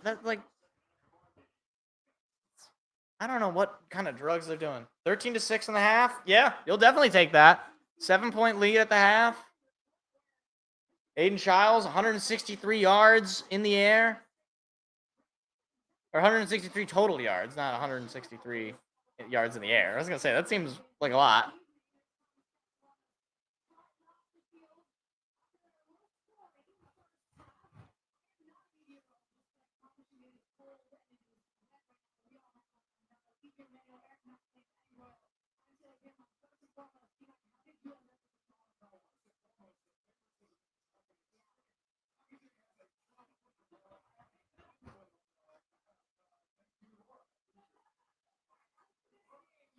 The Tigers won.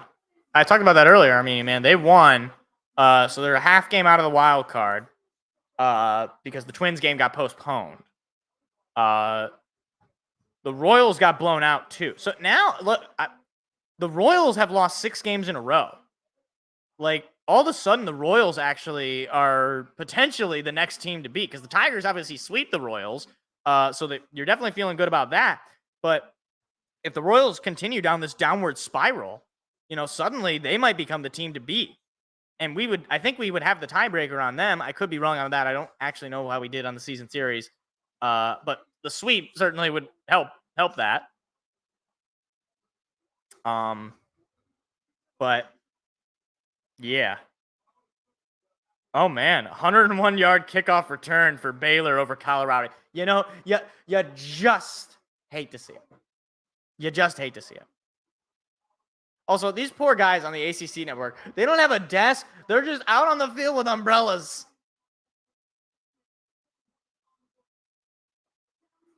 The lowest division winner would be the Astros, right? Could be wrong. At least as of right now. Yep, the Astros. Ooh, USF. Putting up a fight over Miami. Ooh, a little AJ Hinch revenge tour. That would be interesting.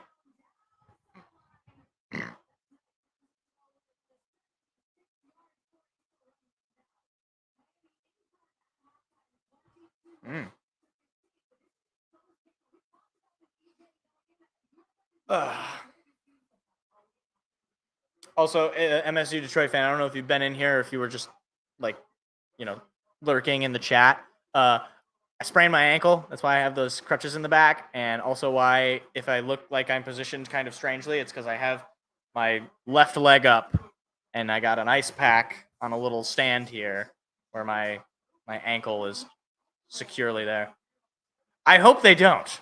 That would be absolutely tragic. But look, for me, if you win this series against Baltimore, you got just the home stretch against Tampa Bay, a team that's out of the playoffs. I'm pretty sure they are mathematically eliminated at this point. And the White Sox, who may be the worst team in the history of the game. I'm not saying it's a lock because it's not. That's why you gotta play the games. But it would severely, I would say this. Twins fans would be very upset if we win this series against Baltimore.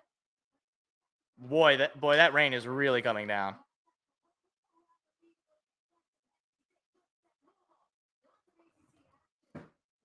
I want to briefly talk about the White Sox, by the way, because what they are doing is actually historic. So let me just look up their record since it's the half and we have time. So the White Sox this year are 36-118. All right. There are, let's see, how many games is that left for them? Calculator, 36 plus 118. There are 8 games left for them, okay? So at the most, they can get to 44 wins, which I believe, let me look this up. Worst records, MLB. All right, here we go. Win-loss record. Where's the list? Modern era. So right now they're on the Wikipedia page. Right now they've matched the Philadelphia Athletics win total at 36 total wins. That is, in the modern era, the worst record in baseball history is 36-117. In that case, they played obviously less games. But by win percentage, it's the worst. They have a 234 win percentage. The closest team in recent history to get to this level of ineptitude was the 2003 Detroit Tigers, who won 43 games and lost 119. What I'm saying is basically they have to win in order to match the Tigers. They would have to lose just one game throughout the stretch. Unfortunately for them, they play 3 games against the Tigers. So short of them sweeping us, and then them also losing at least just one game prior to that, they are going to have a worse record than the 2003 Detroit Tigers, who I was 4 years old, so I don't really remember this. I want you to find a Tiger fan who is a fan of the team in 2003 and ask him what that was like. Because the fact that the White Sox are worse is absolutely inexplainable. Like, completely unexplainable. The closest thing recently after that would be 2018 Baltimore, which at this point, they cannot beat that record. Baltimore won 47 games in 2018. The Tigers also won 47 games in 2019, the year after. I was one. So you didn't watch the games, is what you're telling me. Wait, there's a dark mode on Wikipedia? Wow. Why would anybody want the light mode on Wikipedia ever? Wow. I did not know that was an option. This is so much better. Do you know anybody? Well, I know there's probably some people. Is there really anybody who prefers light mode on any of their applications? I just don't understand.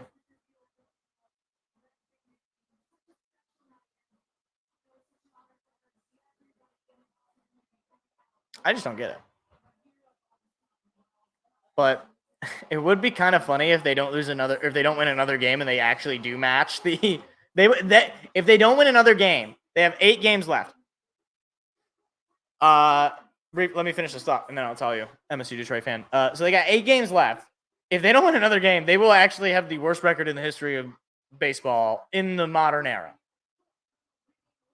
I mean, they're not going to beat the Cleveland Spiders. 20 wins is probably never going to be beaten, but at least there's no way you're going to have a team that wins just 19 total games. If that ever happened, that team would be forced to sell. Like that. That's anyway. First half takeaways. Offense looks pretty okay. Aiden Childs has shown an ability to make plays on his feet, which is really nice to see. And he's shown ability to make big plays to pick up some yards. He's still obviously inconsistent with that interception. You want to see him clean it up, and hopefully that's the only miscue he has all day, or all night, I should say. Defensively, I'm very impressed. You held a team to 6 points in the first half. I don't care who you are. That's impressive. They've gotten to the quarterback multiple times. They forced pressures and bad throws and incompletions.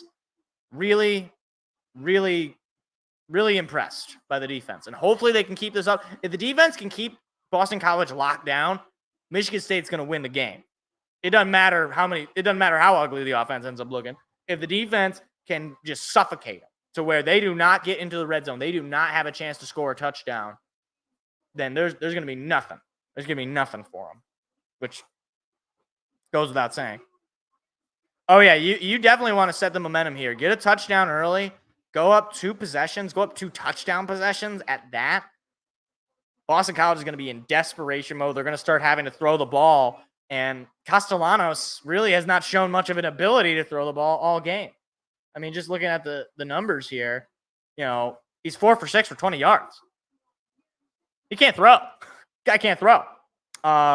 Meanwhile, Childs, another 100-yard half for him. Like, it's not always pretty, but he's able to pick up. He's able to get a lot. He's able to net a lot of yards. And 163 total yards for him with a touchdown. He is continuing to grow, continuing to develop to the point where I really don't. What's amazing to me, and I know Michigan State really hasn't played that many people, but Aiden Childs really isn't getting a whole lot of talk as far as like young quarterbacks to look out for in the future. Like Dylan Raiola is getting a lot of attention because Nebraska's having a great year, and Dylan Raiola is great. I'm not trying to take this away from him, but I think I would not be shocked if by the end of the season, there are pundits in the national media, certainly in the local media, talking about Aiden Childs as potentially that next star quarterback in the Big Ten. If he continues on the trajectory that he has. If he can clean up the turnovers, if by the end of the year, they're basically a non-issue, they're at least as much of an issue, or at least as little of an issue as you could possibly realistically make it for an 18-year-old with bad offensive line. I think certainly the trust in this Michigan State football administration will continue to grow as you pile on more victories here. No, he is not transferring to OSU. He is sticking around with Jonathan Smith. I don't think he's moving anywhere. Certainly, I don't think the guys that came over with Oregon State or with Jonathan Smith in Oregon State are going anywhere. Doesn't make any sense to me. I don't know why they would do that.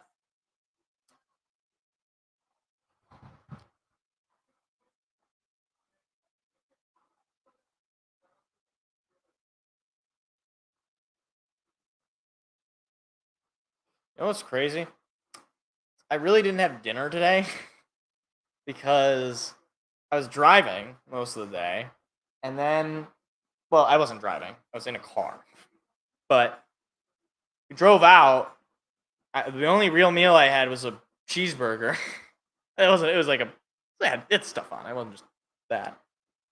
But I realized that I'm going to get very hungry by the end of the night, and I don't know what I'm going to do with that information.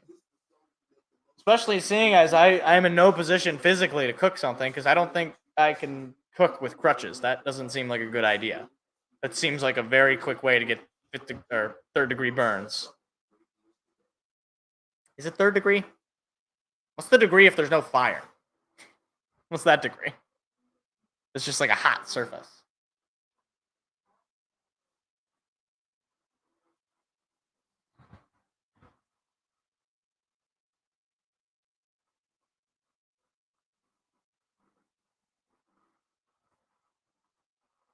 It is upcoming.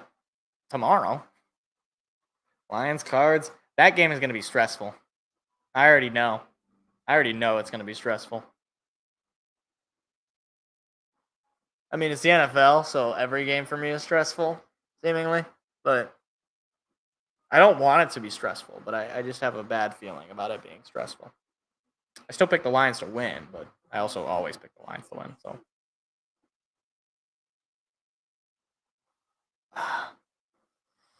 Oh, okay.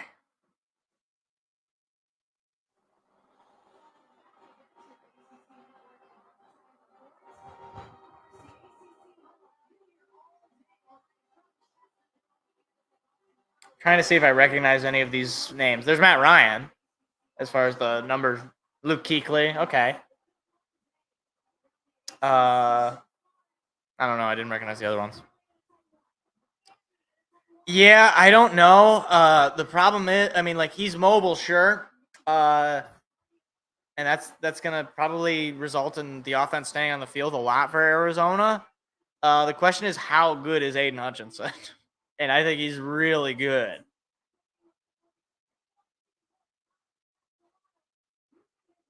And here comes Michigan State. I'm back onto the field. So, second half should be starting up after this commercial break. Oh, wood fried pizza sounds so good. Worst part is it's too late. I can't even order food. Not that I would order food, but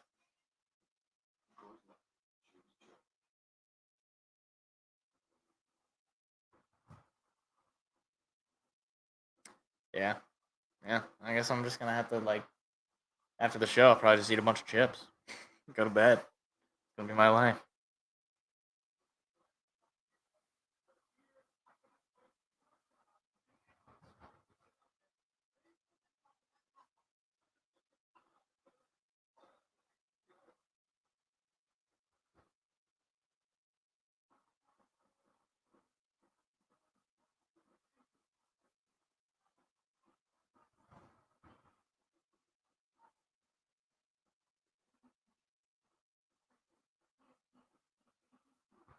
Anyway.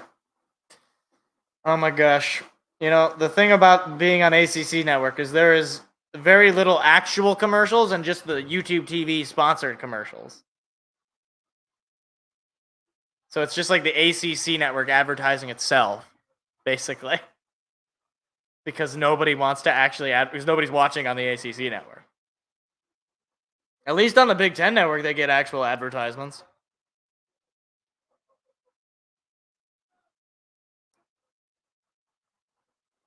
close the calculator.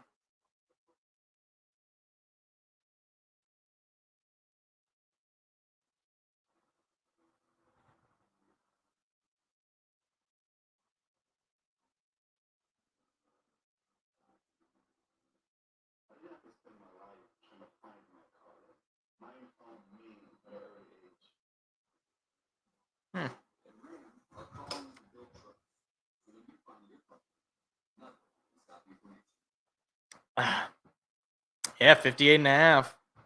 58.5%.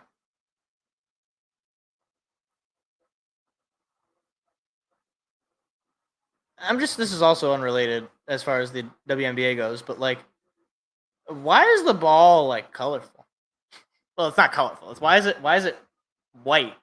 Why is it orange and white? I know that the WNBA ball is smaller, right? Because women's hands are smaller, and that makes sense. But like, why is it different colors? As far as I'm aware, the color of the ball is completely irrelevant. This is just like a way to distinguish it. It's already smaller, so then why do you need that? I don't know. They don't ask questions. They don't let me ask questions, I should say.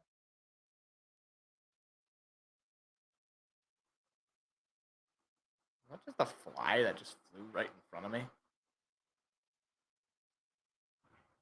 It is. How did it get in? Oh my. Panthers quarterback Bryce Young has interest on trade market despite teams saying he's not available.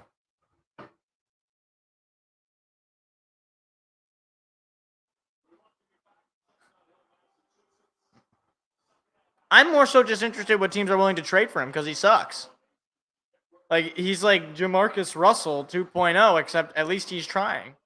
And I don't know if that makes things better or worse. There's a fly in the room, and now I'm upset. I saw it in front of my monitor, and I was like, I can't hit you because I don't want to damage the poor monitor. Trade him to the Raiders. You know, it would be really funny. And it wouldn't be funny for the Panthers, but it'd be funny for me. Is if he goes to the Raiders, he's just like really good. like he's just like he like plays out of his mind.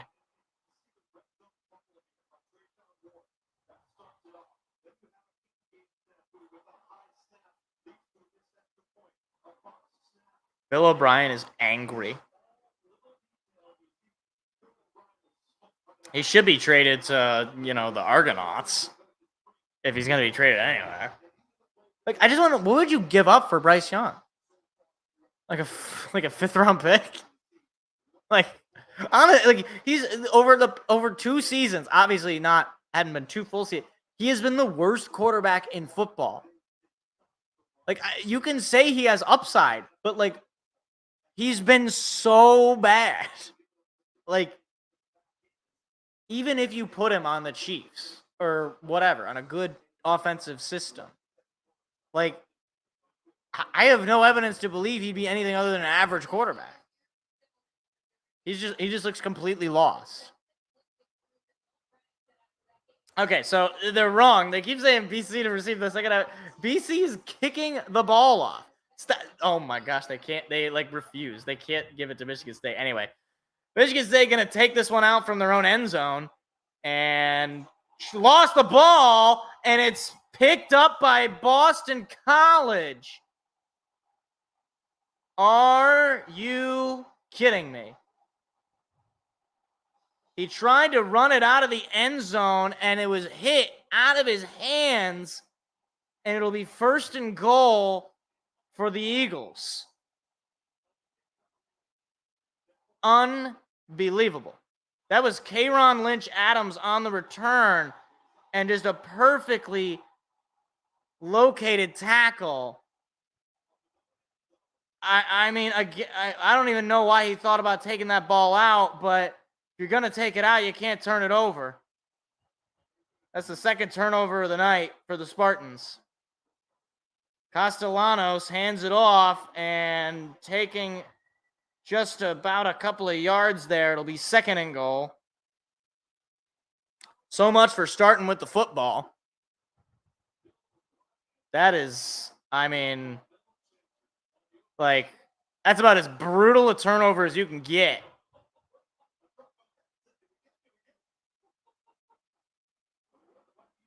Second and goal. Aaron Lynch Adams got to feel like he's on an island right now. Ball at the Michigan State 3. Castellanos going to run it up the middle, and he is taken down, and he doesn't pick up a yard. It'll be third and goal.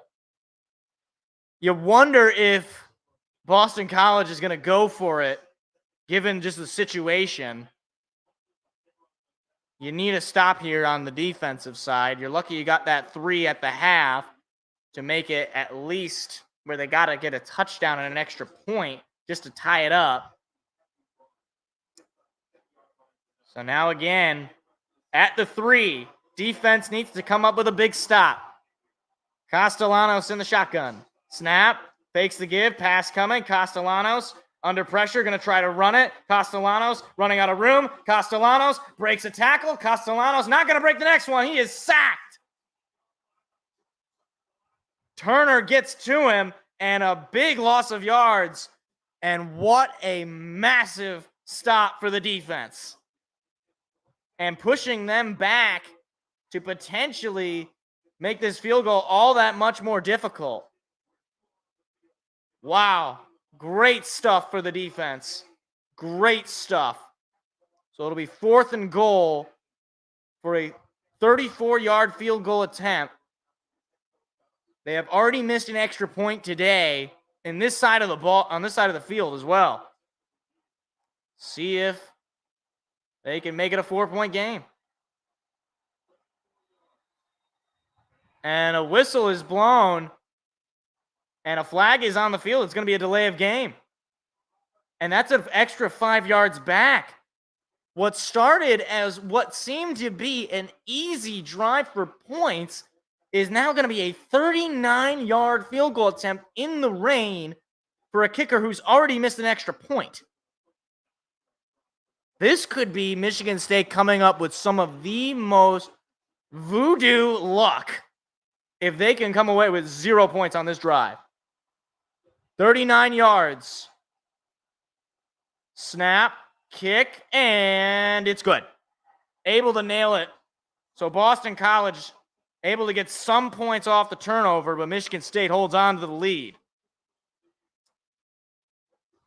I mean, a negative yards on your first offensive drive after a fumble. I mean, look, at this point, you're just happy that it turned into just a field goal. Like, that was an awful mistake by Michigan State on special teams.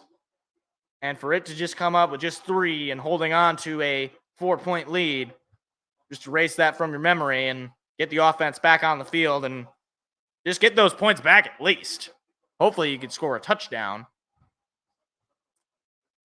But that was the second scoring drive for Boston College in the game. Had just 2 scoring drives, only one of them for a touchdown. Good on the defense, who was probably not expecting to be on the field, at least not that quickly in the game. So now, K'Ron Lynch Adams still out there to return this ball. You know, he's probably thinking, I'm going to hold on to this ball with 2 hands. Tuck that ball in.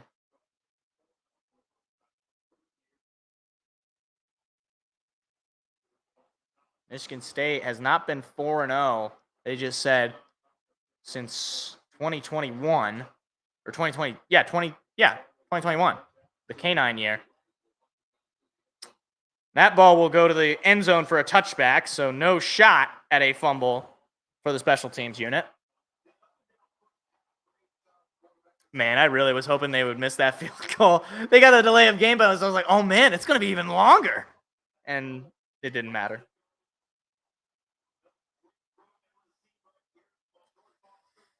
Yeah, but I mean, they got a field goal at least. So, yes, touchdown. How they didn't score a touchdown is credit to the defense. Aiden Shiles under center. Oh, and there was movement. Very very early movement there. It'll be a false start on Michigan State.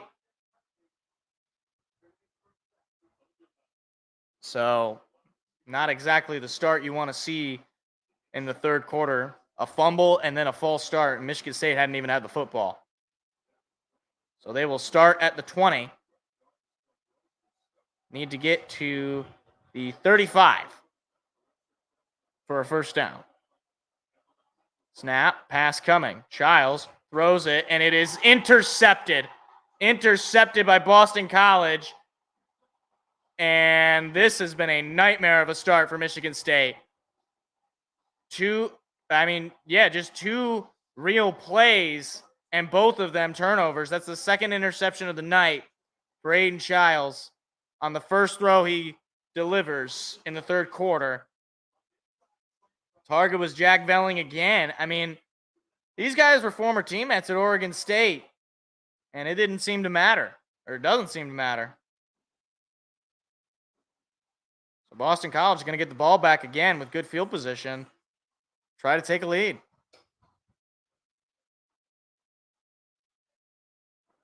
Well, this has been awful. Like, talk about a worse way to start a half. 2 turnovers. You already give up a field goal. Maybe you force them to settle for a field goal again. You still hold on to the lead, but geez Louise.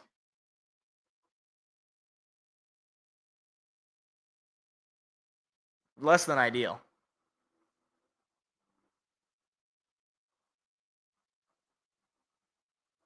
I can feel it in my lower back. This is not a great chair, to be perfectly honest. I mean, I don't think it's designed for you to be, like, reclining, exactly, or to be, like, leg up.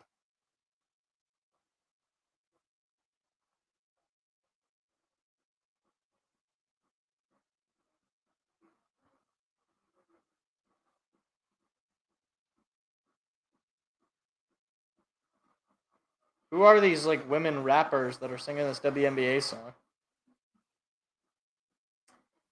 Yeah, Childs threw an interception in the first pass. Been a nightmare of a start.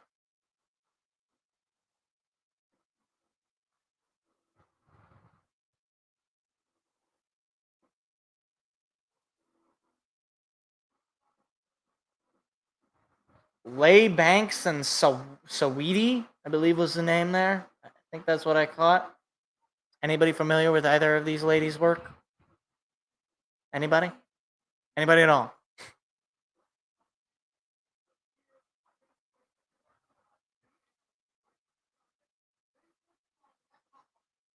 Yeah, defense got to step up again. A field goal would not give them the lead, so basically you're just hoping for another field goal drive.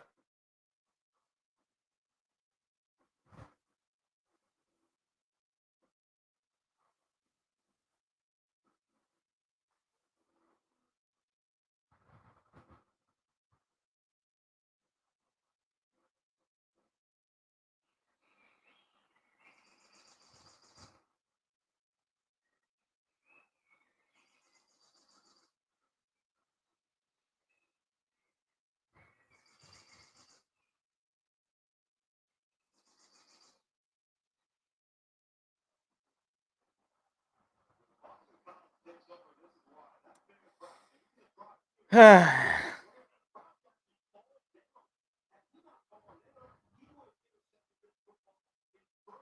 wow. So there was, you got to hit Velling. I don't get that there's this lack of chemistry with Childs and Velling. I thought that would be probably the easiest. So Boston College, once again, will have the ball in Michigan State territory. Had 3 takeaways tonight. They hand it off and running into Matt and somehow breaking free and staying on his feet. Touchdown. How the heck did that happen? That is a 36-yard rushing touchdown for Trayshawn Ward. How did he stay on his feet? He ran into about, I don't know how many defenders, and on just one play, Boston College gets back on, or gets the first lead of the day, or no, second lead of the day, or the night. Just like that. That's about the biggest play given up by the defense really all year.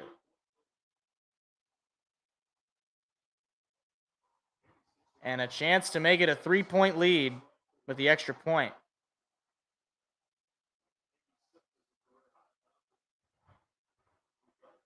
So back-to-back scoring drives for the Boston College offense, both on turnovers. Snap, kick, and it's good.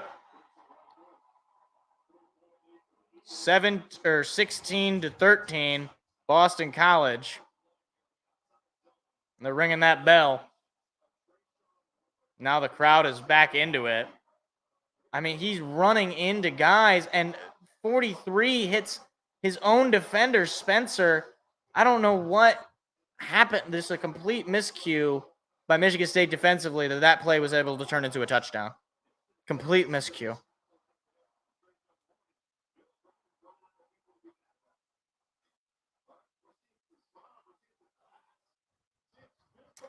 So Aiden Giles, he's been in these spots before.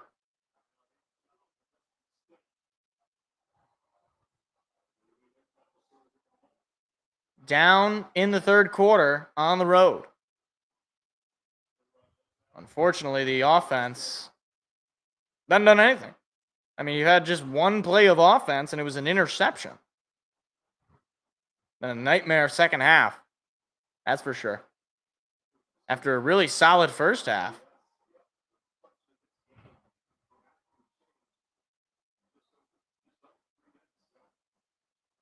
And here comes the kickoff. It is booted. Fair caught at about the 10. So here comes Aiden Giles in the offense. Just got to have a short memory, basically. Offensively. Eliminate that interception from your mind and go out there and make plays. Get yourself back in this game.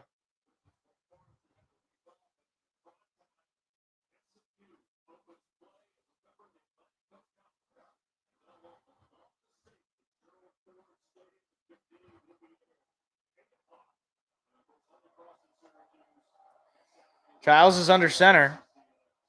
Takes a snap. Going to hand it off to Carter. Carter is going to pick up a couple, but that is it. Second down.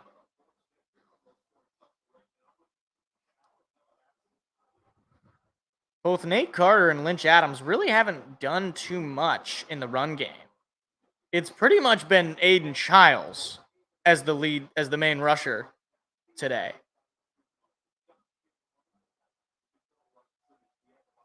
Second and 8.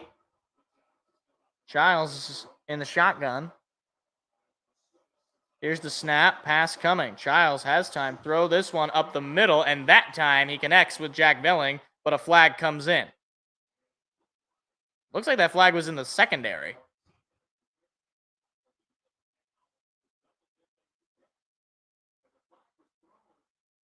See what this flag is.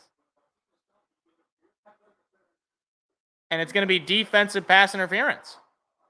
Penalty will be declined. I'm a little shocked by that penalty. Where was the pass interference? Oh, yeah, definitely.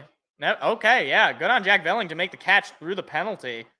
But it did not matter, obviously, given he made the catch. So, first down for Michigan State. Giles is under center. Little fake handoff, but actually handed it off to Lynch Adams. This is an interesting play design, but it goes for just a couple of yards, maybe 3. Lynch Adams with the carry. 7 carries for 22 yards tonight for K'Ron Lynch Adams. So far, probably his worst game, obviously with the fumble as well.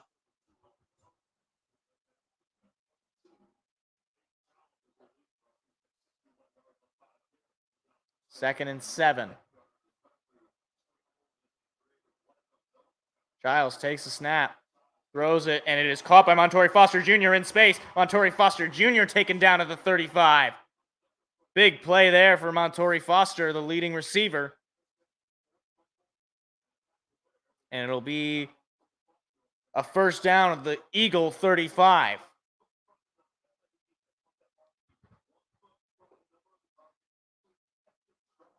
So now the offense starting to move with some amount of efficiency.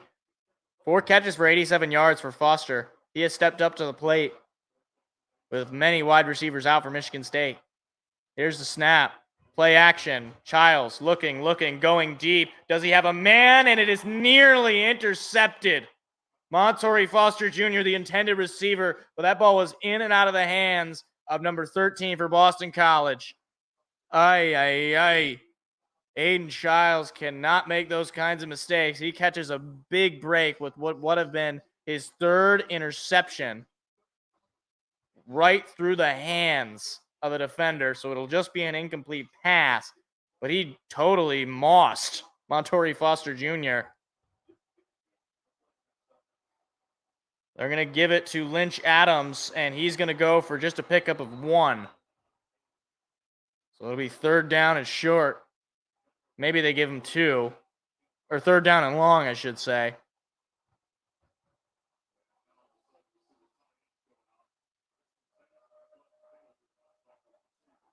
Third and 8. Childs got to make the play. This game is going to really rest on his shoulders, I'd say.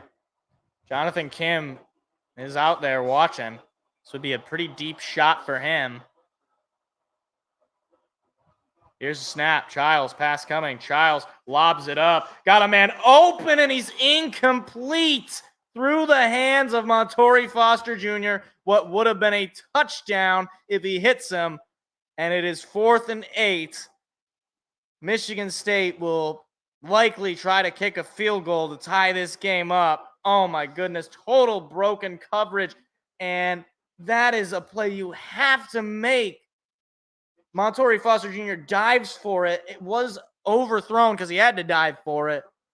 But now you have a 51-yard field goal attempt to tie this game up for Jonathan Kim. He's made 2 field goals already. This will be the deepest one yet. Snap, kick, and it is good. He just hooks it in. What a kick from Jonathan Kim. I thought that was going to be wide right. And the Spartans tie it up. So Michigan State able to get themselves back in this ball game after a couple of miscues. But you get some points on the board and you tie it up. All right. You know what? Look, again, I'll take it. Because short of the turnovers, Boston College doesn't have any points in their last offensive drives. So if the defense can step it up and get the ball back in the offense's hands, and we avoid the turnovers, goodness gracious, we avoid the turnovers, we can get ourselves back into the driver's seat of this game. But at the very least, you tie it up. You know, you'll take it. The ball could have been intercepted, right? Ball was in the hands of the DB, and he ends up dropping it. So at any rate, I'll take any points. Especially, I mean, that's a heck of a kick from Jonathan Kim. Heck of a kick.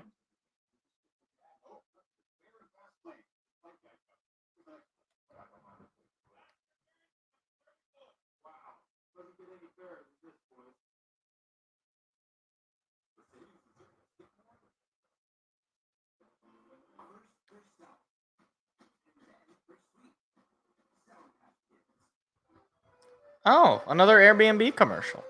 Hey, look, my TV's outside. No.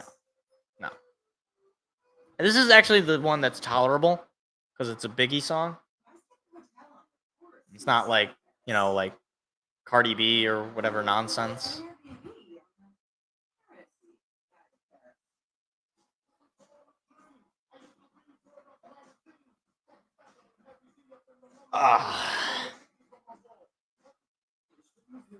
Oh, I can skip.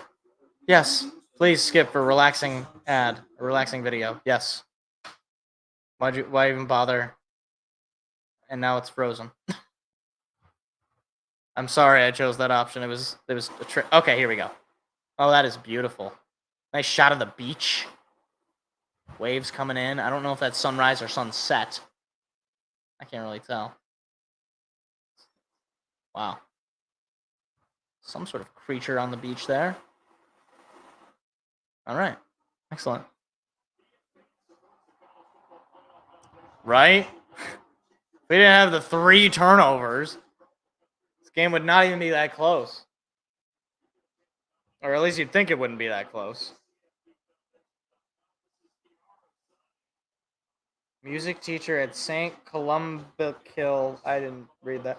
Oh my gosh, the rain is pouring. I mean, at least on the camera, it looks like it's really coming down.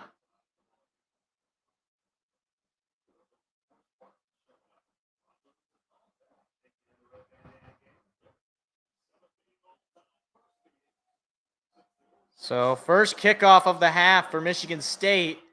And it's a line drive that ends up in the end zone for a touchback. So now we'll see what the defense does. They've given up the last 2 drives as scoring drives. First a field goal and then a touchdown on what I would consider basically a broken play defensively.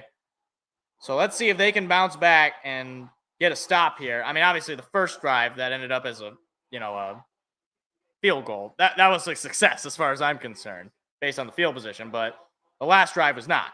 So defense, step it up. Maybe you get a turnover. Maybe you shift the momentum back to Michigan State. Or at the very least, just go 3 and out. Looking to pass, and he's going to run with it, and he is nearly tripped up, but he's able to run out of bounds for a first down at about the 40 is Castellanos. Final 9 minutes of the third quarter counting down here.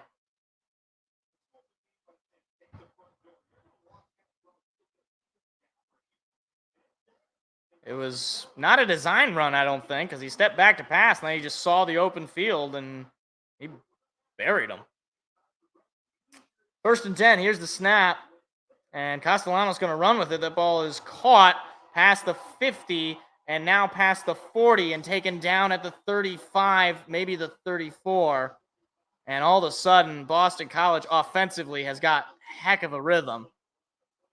They're just moving down the field with some efficiency, a lot of efficiency, and effectiveness. What is this camera angle? This is weird. Castellanos throws a screen, and it's incomplete. And, yeah, they're going to call it incomplete. Was not a backwards pass. So it'll be 2nd and 10. Boy, Michigan State's defenders charged in. They thought maybe they could have gotten a turnover there, but it'll just be an incomplete pass. That'll slow down things offensively. Maybe give the defense a chance to breathe here. Keep them right where they want them. Love to see a play for a loss here. Sack or whatever it may be. And pressure coming. Castellanos on the run. He's able to get rid of it. That ball is incomplete as well. Nearly sacked, as I was saying. It'll be 3rd and 10.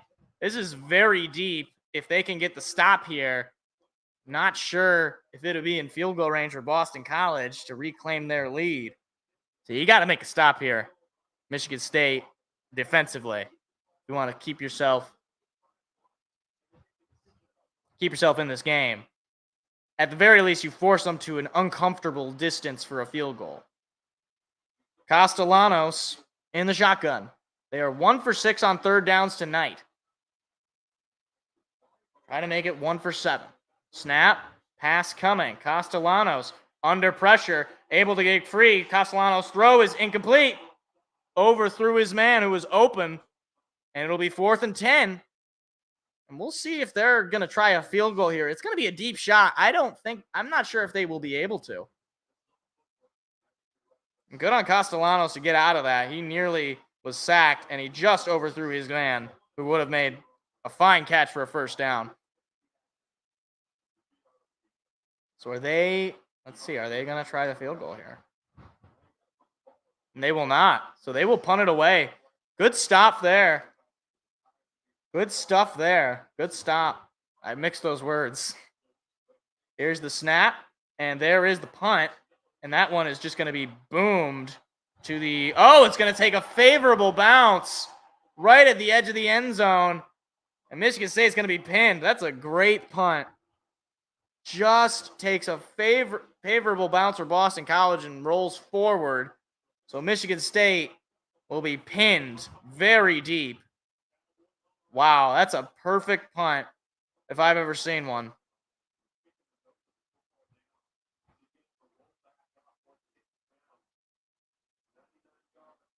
Just couldn't get it to the end zone. And now Aiden Childs is going to be pinned very deep. He's going to need a heck of a drive here. Ball at his own 2. Carter is in the backfield. Childs is under center. Here's the snap. They give it to Carter, and he is going to get to about the 5, maybe the 6 on the roll, but it'll be second down.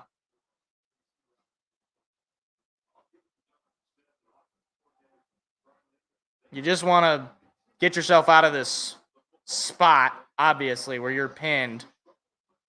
You don't have a lot of room in the backfield for running backs or, in this case, quarterback Aiden Childs to have to make a play on his feet. Still pinned at their own 6. It is second and 6. Childs is in the shotgun this time. Snap, pass coming. Childs gets rid of it quickly. That was, I believe, tight end Masudis, but he is short of the sticks. It'll be third down. You can't go 3 and out in this spot. It's late in the game. You would still have the fourth quarter, obviously, but you want to get more than just a 3 and out after your defense comes up with a really, really good stop. You want to at least stay on the field for a little bit longer here. 3rd and 3. Certainly manageable. Michigan State 3 for 8 tonight on 3rd down. Not too ideal. Snap, pass coming. Childs lobs it up. It is caught for a first down. That is Kayron Lynch-Adams jumping up and making the catch and just able to pick up the yards. It's a really nice play. Get the running back involved in the passing game. And a nice catch from Lynch-Adams, able to hold on to that ball as contact was coming. So Michigan State now just inside their own 15. Under 6 minutes to play in the 3rd. Childs under center. Takes the snap. He's going to give it to Lynch-Adams. He's going to run into a wall. Nowhere to go for Lynch-Adams. Second down, and probably they're going to just say, at the most, he's going to be at the line of scrimmage, but he might have lost a couple of yards. I mean, there was absolutely no lane for Nate Carter to run on, or Nate Carter for Kayron Lynch-Adams to run on. So it'll be a loss of 1 on the run. Made a great play and then makes play for a loss. That one not on him, though. Definitely on the O-line. Smith moving in motion. Here's the snap. And play action. Childs lobs up a prayer, and it's incomplete. Montori Foster Jr., the intended receiver, and he fell to the ground just before he could try to come up with the ball. So it'll be 3rd and long. Michigan State just converted on a 3rd down, but much shorter than this one. Good on Montori Foster Jr. for trying to make a play here. But get out of here, Fly. Unfortunately, could not get to it. 3rd and 11. Less than 5 to go in the 3rd. Snap is a little low. Childs picks it up. Childs going to try to run with it, and he's brought down for a sack. Michigan State's lucky that ball stayed in their hands, but it'll be 4th down and long, and the punt team's got to come out.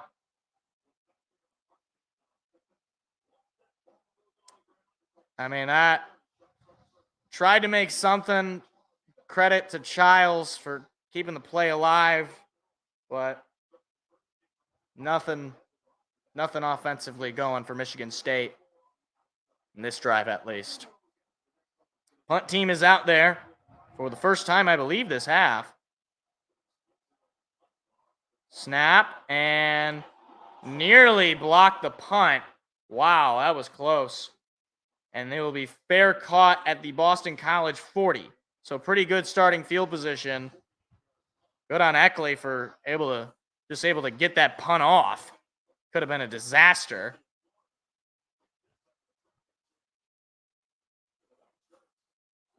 Not much of a pin job there, but I mean, you were pinned yourself, so you're only going to be able to pin him so far.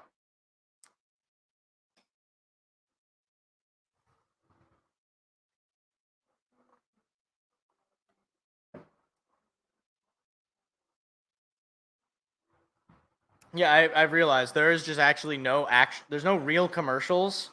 All the commercials for this are just the sponsored commercials. So it's just like the ACC's, like, that's okay.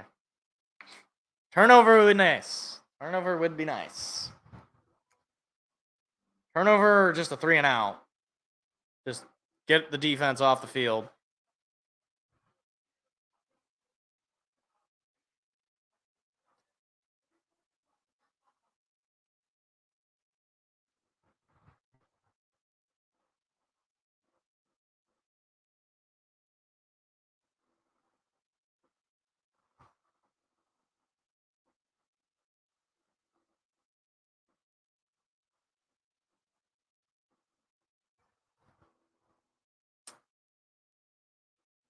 Oh my gosh, but I gotta see this stupid ACC commercial again. For the Roots, for all of us, and all of you, the ACC. We have like 2 good teams, basically. And one of them apparently is Boston College. Oh, what the heck is going on? I feel like I'm in a loop. It's the same commercial. All right, there we go. We got a new commercial. This is a different one. Oh, this is Nike, right? Because they're running in crazy conditions where you shouldn't be running. I gotta run in the rain. No, you do not. Get a treadmill. Or do something else. I mean, whatever. People who run in the rain, I do have a lot of respect. I mean, a lot of those were not design runs, but that was definitely the most efficient. That was definitely the most, like, some of the most fun plays. But, like, the problem is Childs just not, like, he's still trying, like, he's not able to connect with a lot of his guys. Oh. Why would you play on a slip and slide with a Band-Aid? Sounds gross.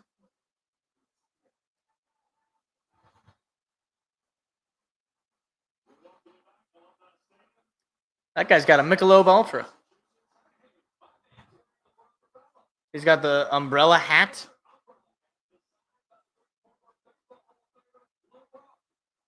Here's a snap and a run play coming. And a pickup of about 7 yards on the run. Turbo Richard, apparently on the carry. Clock is rolling. Oh, boy. Player is limping off the field, is jumping on that left ankle. He's like me. Did I catch it? I don't know if I caught it. Stupid fly.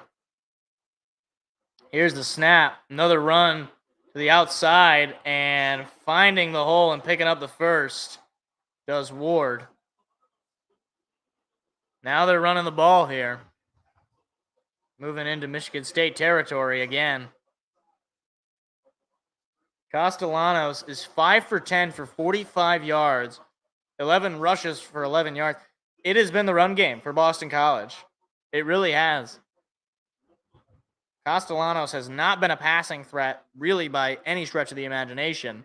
It's been the run game and the turnovers that is the difference. Castellanos pass coming. Castellanos under pressure. Castellanos brought down and sacked. Anthony Jones, who comes up with the sack. That's a big sack. Puts them a little further back, but still in Michigan State territory on second down and long. 4 sacks on the night for Michigan State. I mean, this defense, one thing's for sure, they can get to the quarterback. That seems to be without question. So it'll be 2nd and 12. You definitely want to get the stop here. They cannot kick a field goal in this range. Here's the snap. Play action. Castellanos going to run it and then just throws it in the dirt. But a flag comes in. We'll see what the flag is. I don't think he was beyond the line of scrimmage. He was kind of... And it's an illegal man downfield. And that's an extra 5-yard penalty. It's 2nd down. Why did you just say remains first? It's 2nd down, not 1st down. So an illegal man downfield brings them back an extra 5. I don't know why he said it was 1st down. I mean, the receiver wasn't even looking, but that ball was definitely well short.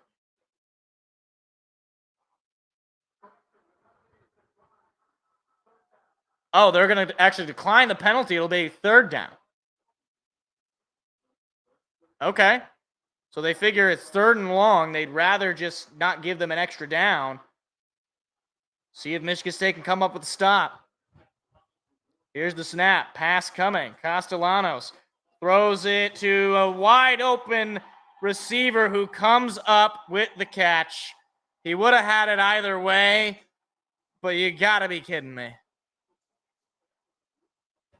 That's brutal. 3rd and 12, and a must-have it as he bobbles the ball. Castellanos throws an incompletion on the first play.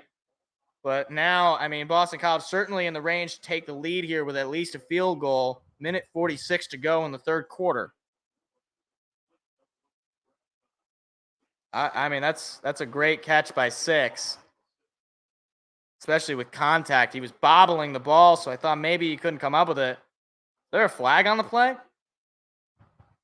I don't know if that's just the ACC network broadcast that's wrong.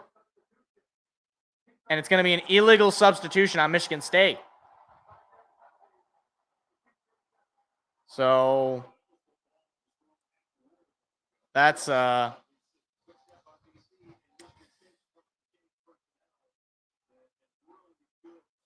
to put them in the red zone. Unnecessary penalty like that after what should have been 2nd and 10. Castellanos hands it off and nowhere to go. So it'll be 2nd and short.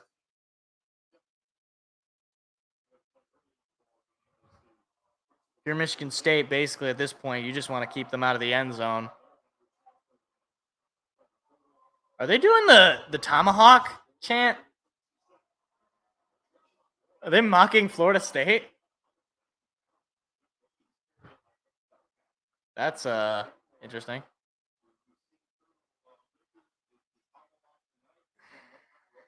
Castellanos, snap, throws on the screen, and he is going to be stuffed short of the sticks.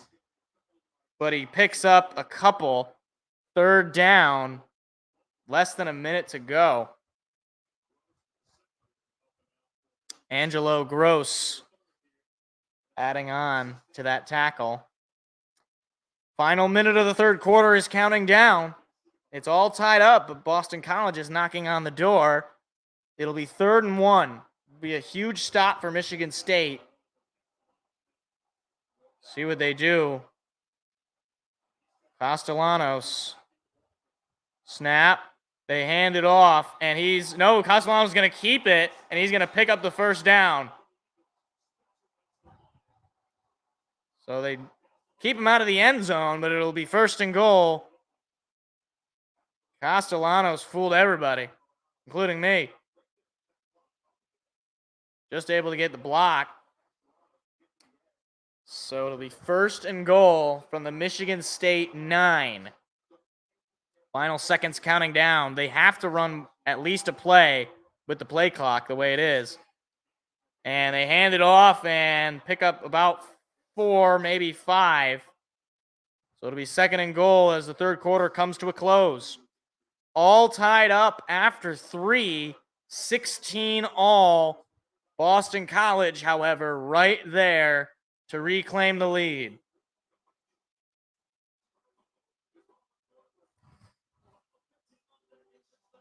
Not looking good for Michigan State, especially if Boston College scores here.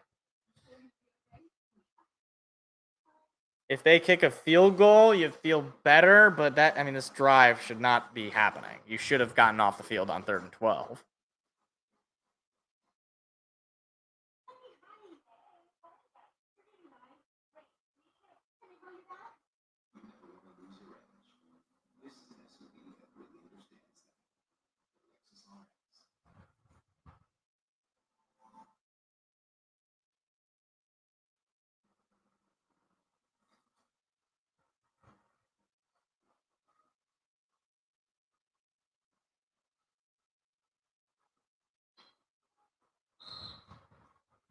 I've never seen that Dr. Pepper commercial. Yeah, the turnovers completely switched the game. Completely. That's the difference, right? You had the the field goal on the turnover on the kickoff and then the interception. That's the difference right now. That's 10 points that they otherwise might not have had. Oh my gosh, this is like the longest commercial. Longest commercial breaks.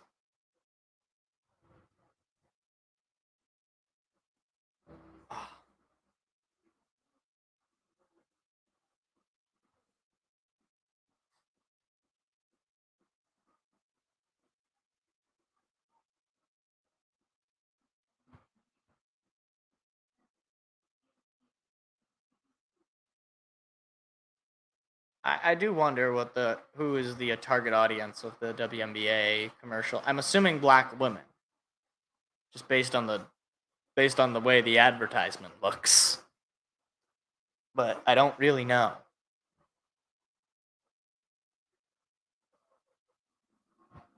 It's just my suspicion.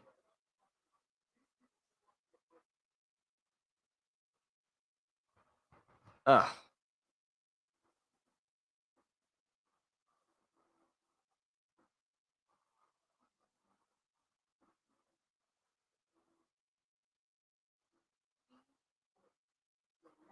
Who is a force? Who's she? This looks like multiple sports. She will reach out. Who is she? ACC women's fall sport. Oh, okay. It's like an advertise.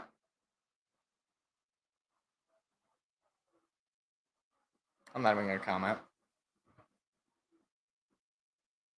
Yeah, we're playing Ohio State. So, yeah. Like to get a win this week going into that game.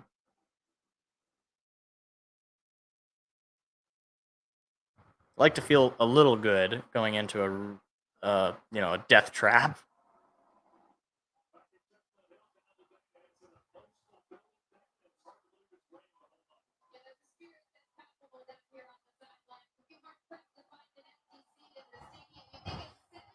Hold on, I'm going to look for an empty seat because you just said it's hard pressed to find an empty seat. Let me find one. Okay, they're not showing them, so. Oh my gosh, those men have no shirt. Those must be Michigan State students, I think. All right, here we go. Castellanos takes the snap, hands it off. Not a whole lot. Maybe a gain of 1. It'll be 3rd and goal. Another opportunity defensively for Michigan State. You can force them to settle for this field goal.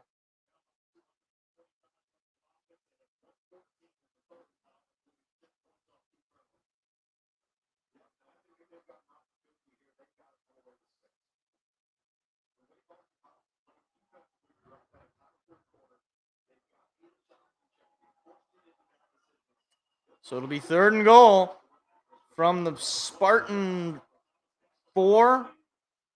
Castellanos, snap.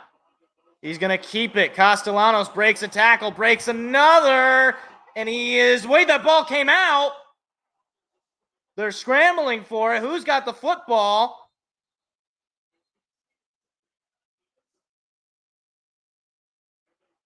And hold on. What is happening? They're going to say short. There's no call for a touchdown. They're calling it 4th and goal. Now the referees are talking about it.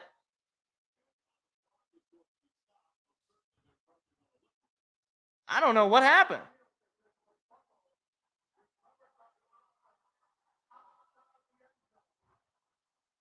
So it was a fumble recovered by the offense short of the end zone.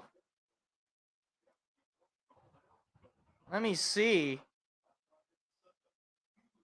I don't even see where the ball. Where is the ball? I didn't even see where the ball was. I mean, they're gonna say it's like there's no way there's no definitive proof that Michigan State recovered this ball, so there's no chance of that happening.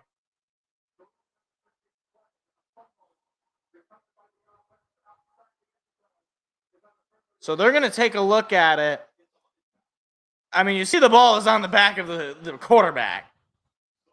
So, I mean, we'll see if I couldn't really tell from any angle where the ball was, where he was. I can't see if he scored there. But the question then becomes, what do you do if you're Boston College?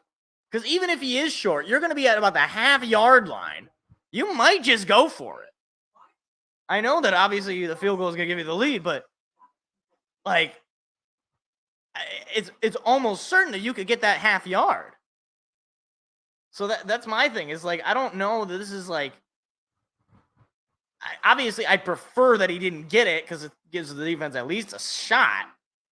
But I don't.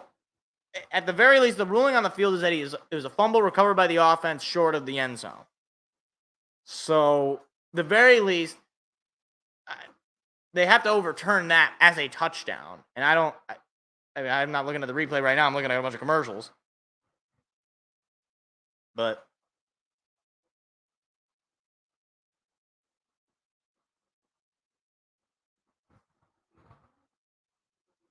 I think I've seen this WNBA commercial like 100 times. I don't know if that's an exact number, but it feels that way. Is that like a rap song for the WNBA? I gotta tell you, that's probably like the worst like combination of things for me. I'm not a huge rap guy. I like some rap songs, but I'm not like big into rap. But that's like two things that I don't like, really, generally. Rap songs, certainly like modern rap songs, and WNBA. I feel like there's been a lot of WNBA commentary in this show tonight. But what do you want? Blame the ACC network for not having their own commercials, for not having actual sponsors, and just having basically like, there it is again. Basically just having like Bally Sports commercials, where it's the same commercial over and over again until you lose your mind. Except in this case, we don't get the like, the game is on commercial and then just like B-reel footage of not like stock footage.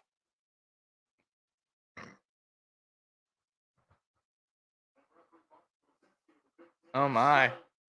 They're still looking at it. All right.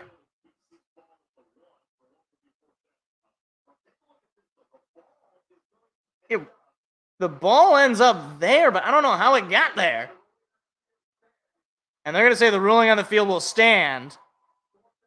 So it'll be 4th and goal. Now, what do you do for Boston College?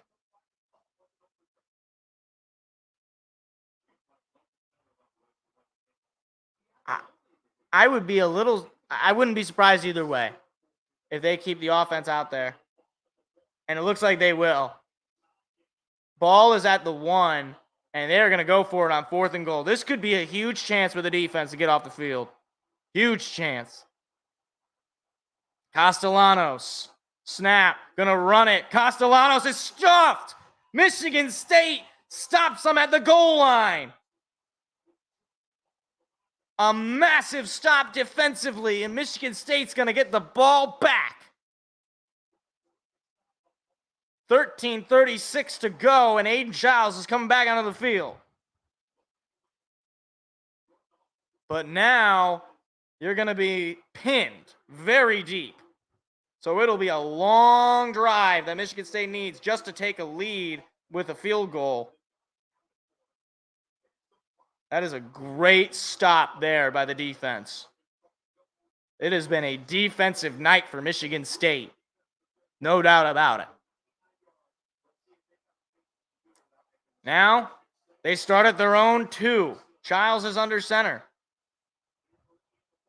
Snap. Gonna give it to Lynch Adams, who will pick up about 3. So it'll be second down.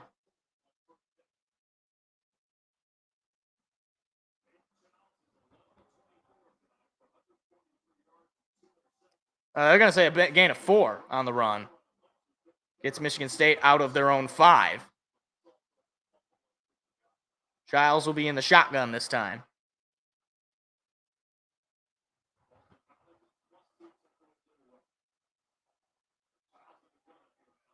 Snap, pass coming. Childs throws it, is tipped and incomplete. Tipped at the line. That's the first tip ball by either side all game. Wow. Just able to get a right hand up in the air. It was 96. Childs.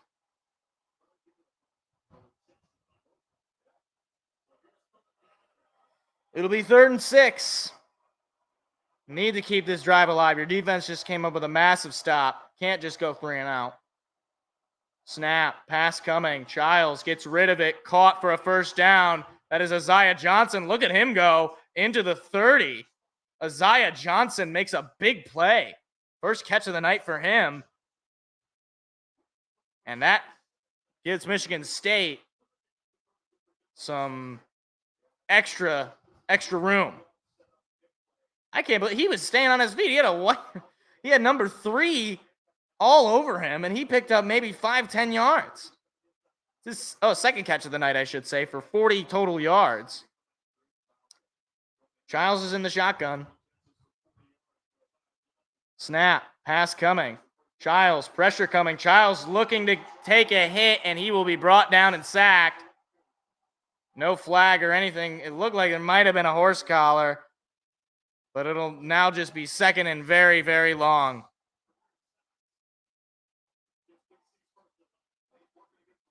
Second and 22.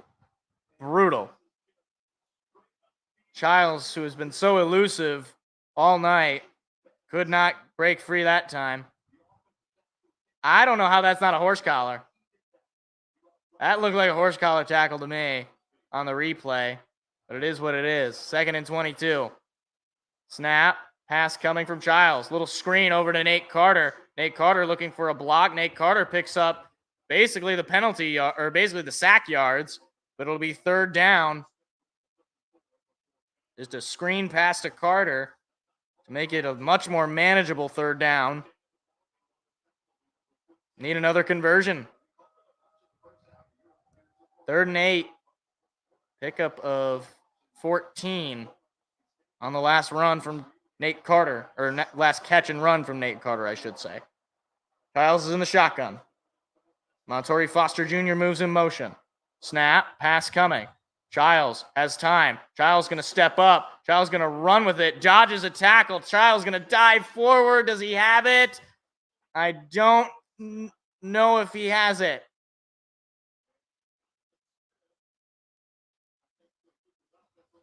And it'll be just short. Aiden Childs tried to make the play on his feet, and he did break initial contact.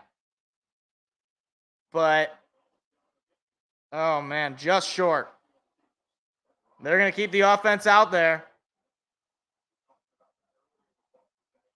4th and 1. Both teams going for it in very, very tight spots.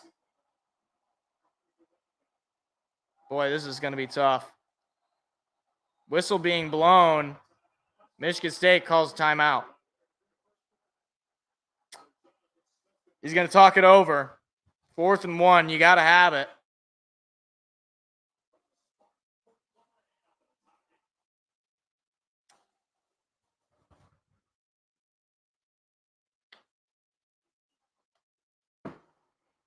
This is going to come down to the wire again, man.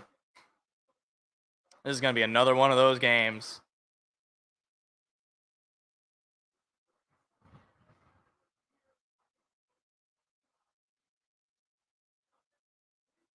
You need 1 yard. You could just run it. You could just do a QB sneak with Giles, assuming your offensive line can push forward 1 yard.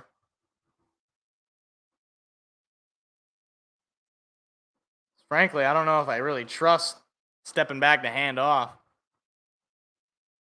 Clock? Well, I don't know now. It's a commercial. Whatever it says on ESPN is probably what the clock is.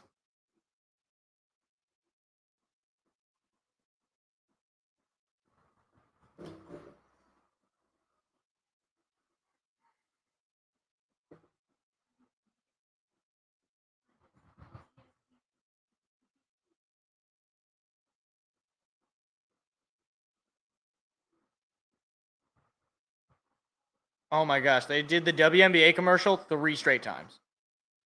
That's incredible. That's incredible. I don't know if I blame YouTube TV for this. Because it's like sponsored, so it's, that's crazy. Absolutely nuts.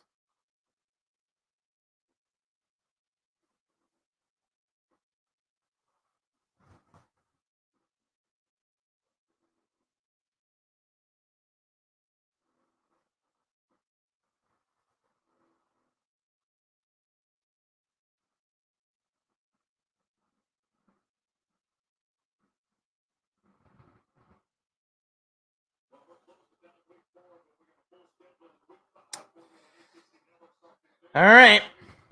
See if Michigan State will keep the offense out there after the timeout. They really want me to watch the WNBA. They really want me to watch. I'm only going to not watch it even harder now. All right. So coming out of the timeout, you got to have something here. You better.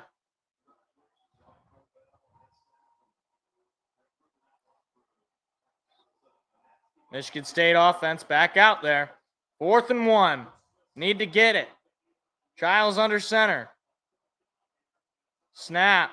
He's going to give it to Lynch Adams. He's going to roll forward for the first down. Oh, boy, that play almost got blown up in the backfield. Tayron Lynch Adams picks it up. Michigan State stays on the field. Oh, my goodness. That was too slow of a developing play as far as I'm concerned. But it worked out. And the victory and the yardage goes to Michigan State. Just shy of midfield. Aiden Giles under center. Snap. Fakes the give to Lynch Adams. Play action. Giles gonna go up the middle. It's caught. Isaiah Johnson again for a first down. That's his 3rd catch of the night. And into Boston College territory.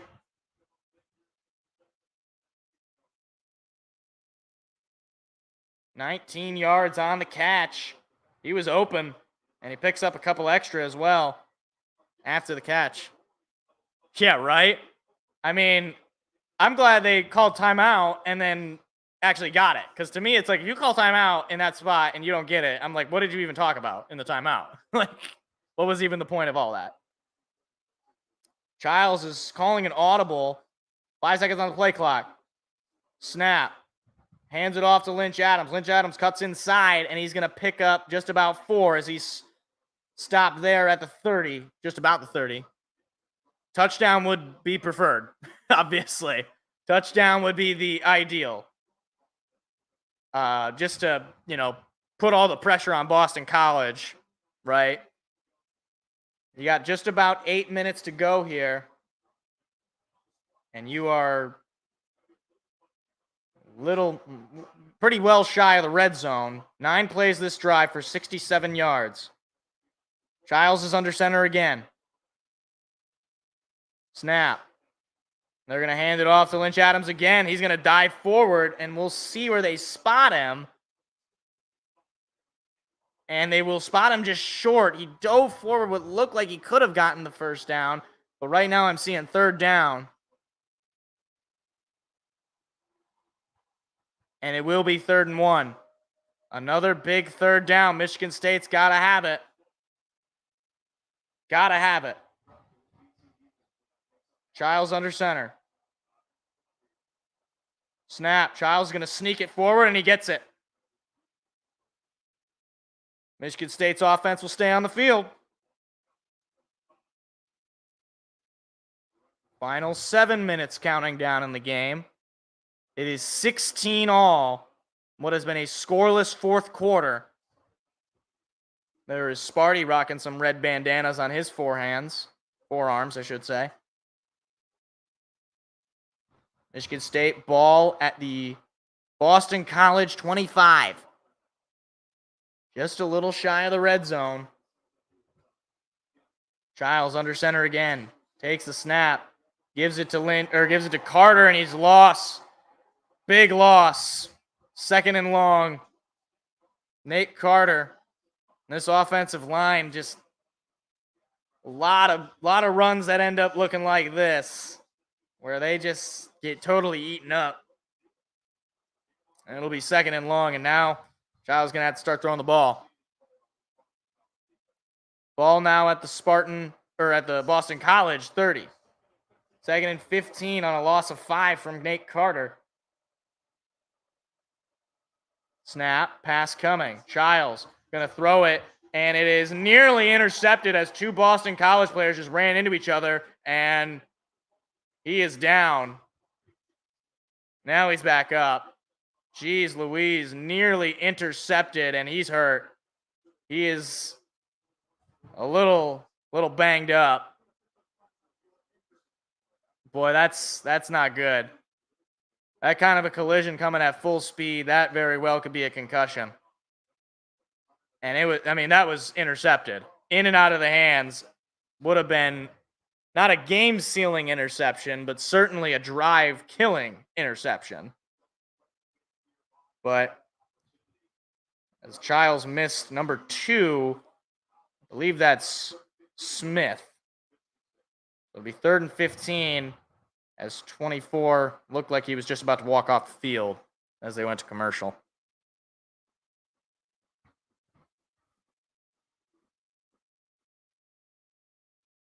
See, now I'm stressed.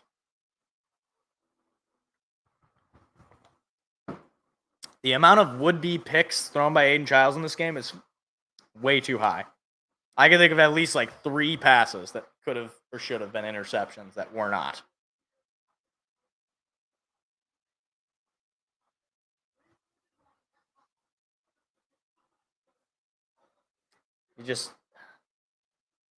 A touchdown here would just be so good. And now you got a 3rd and 15. So you got to have a big play. You certainly can't have another loss. Play for a loss. Because it's already not exactly a chip shot for Jonathan Kim to reclaim the lead for Michigan State. And then you're, at that point, even if you do get that field goal, putting it on the back of your defense, which, to be fair, has been good for the most part, but they've gotten close the last couple of drives and come up with just a field goal or no touchdown. So preferably for your defense's sake, you get a touchdown and you limit the options for Boston College to having to get a touchdown and kick the extra point, assuming you get the extra point. I think Foster would like a Montorie Foster touchdown. Oh my gosh. I'm going to have this WNBA commercial in my retinas. It's going to be permanently embedded in me. I cannot wait for tomorrow's game for the Lions, because then I'll get actual commercials and I won't be inundated It happens like this is the third time in a row. Why are they like rapping in like a abandoned warehouse?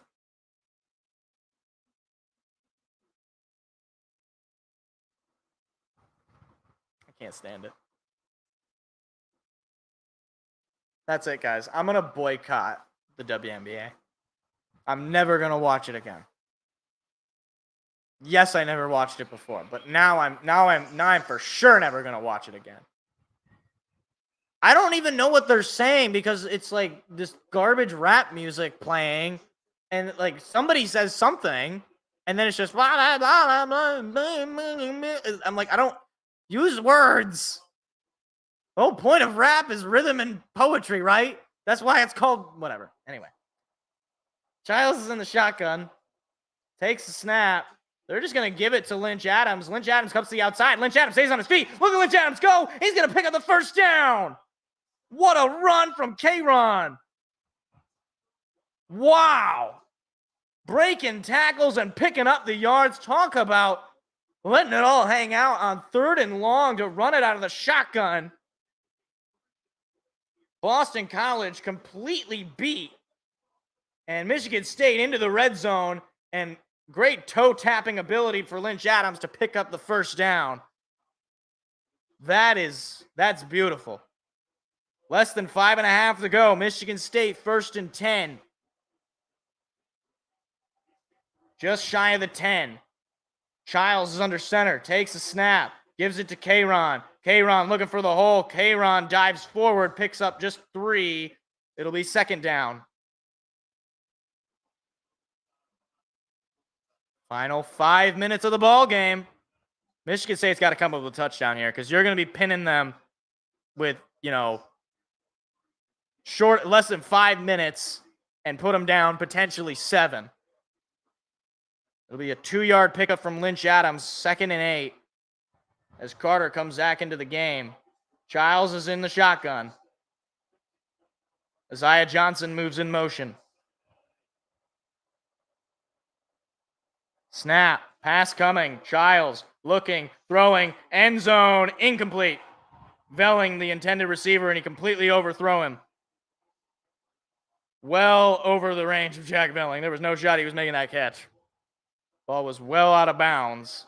So it'll be 3rd and 8. Need another big play. All you need to do is get this 8 as far as I'm concerned. Keep that clock rolling. Get yourself an extra set of downs. Don't need necessarily to take a shot for the end zone here. Childs in the shotgun. Snap. Pass coming. Childs looking. Has time. Childs going to run with it. Childs going to lob it up, and it is incomplete. Nate Carter had it, and he could not come up with the ball. Would have been a touchdown pass, and Carter just bobbled the ball in the air and comes up with nothing. That is brutal. That was a touchdown easily, and Nate Carter has stone hands in one of the most important spots. Jonathan Kim to give Michigan State the lead. It'll be a 27-yard field goal attempt. Snap, kick, and it is good. Jonathan Kim has been the MVP of the game. It is 19-16 Michigan State with 4:12 to go. No, it's not 4th and 1. Oh, you were asking if it was 4th and 1, you think we go for it? That is actually a good question. Obviously that didn't happen. So, gosh, Nate Carter, catch the ball. Oh my gosh, that's a touchdown that turns into a field goal. And now, all right, defense, your offense got you a lead. It's not a great one, but it's a lead. Can you come out here and just make the stop? Unfortunately, your options here are not limited to field. You need to stop them straight up. You can't give up a field goal either. Castellanos is 7 for 13 for 75 yards and 15 rushes for 15 yards. I think the defense has the ability to stop them and keep them out of any scoring range. This is definitely going to be 4-down territory for Boston College, though. That's right. Didn't he drop a touchdown against Prairie View? Nate Carter did. That would have hit the over. And that ball's going to go to the back of the end zone for a touchback. 4:12 to go. All 3 timeouts in the hands of Boston College.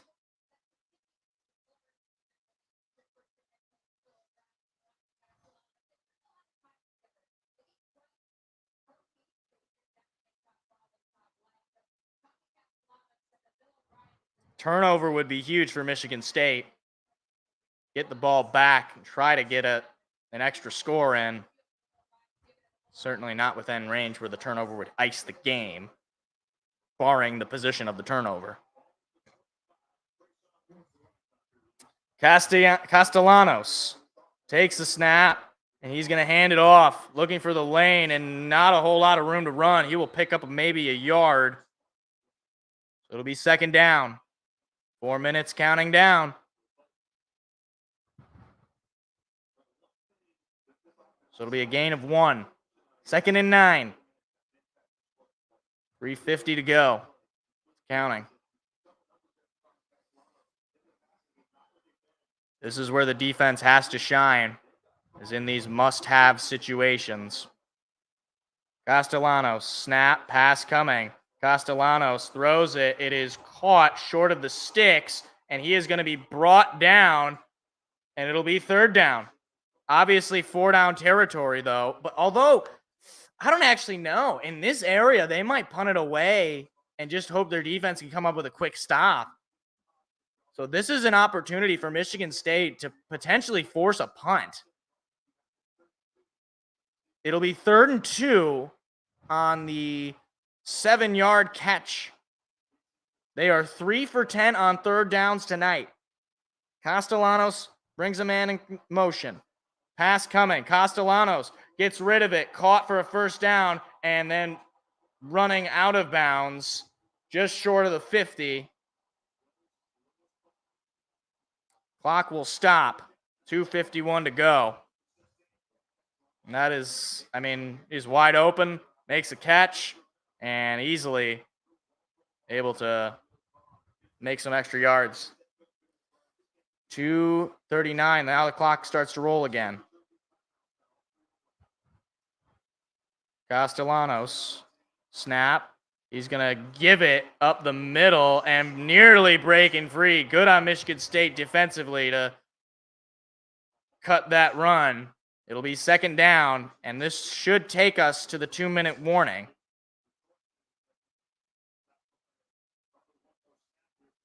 Are they going to run another play? I doubt it. They don't have to run a play. And they're not going to run another play.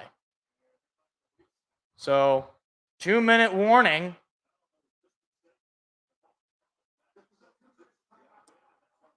So now, they're not in field goal range right here. So you got to pin them. They're probably going to, after it comes back, put the field goal range marker there. You just got to keep them out of field goal range. This is likely the last drive of the game, one way or the other. Or at least of regulation.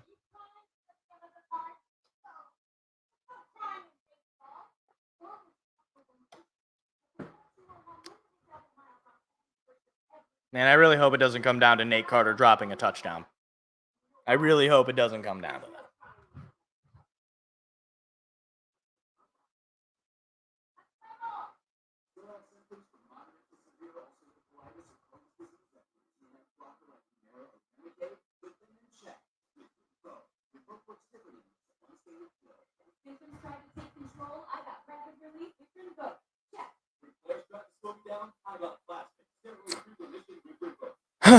Yeah, a turnover at this point would practically ice the game.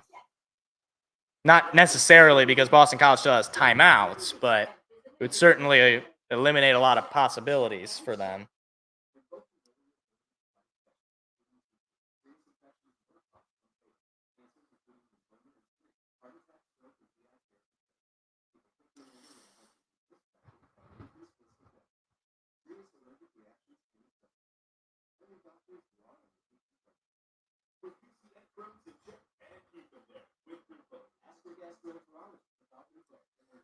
Oh my gosh, you will never guess what commercial is on right now. The journey to the whatever. The journey to the top starts here, is what she said. And then she started singing her garbage song.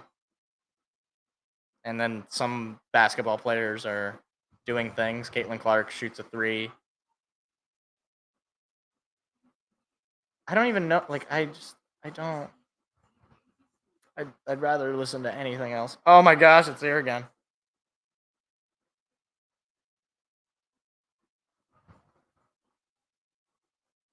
I'm just like deadpanning. I'm like Jack Nicholson in The Shining, just staring into space.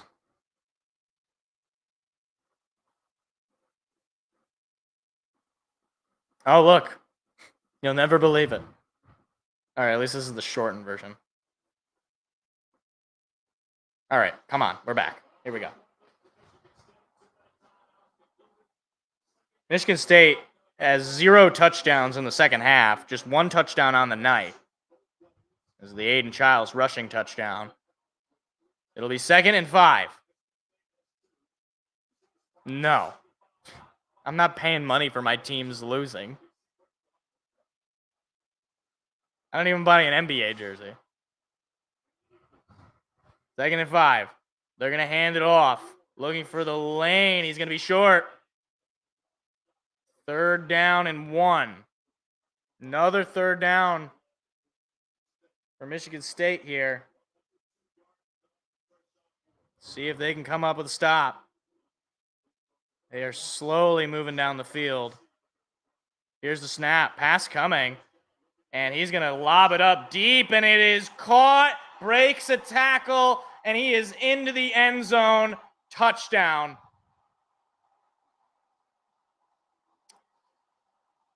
Boston College has taken the lead. A 42-yard reception for Lewis Bond. And there are no flags. I was surprised they were throwing the ball on 3rd and 1. And Boston College has retaken the lead with less than a minute and a half to go.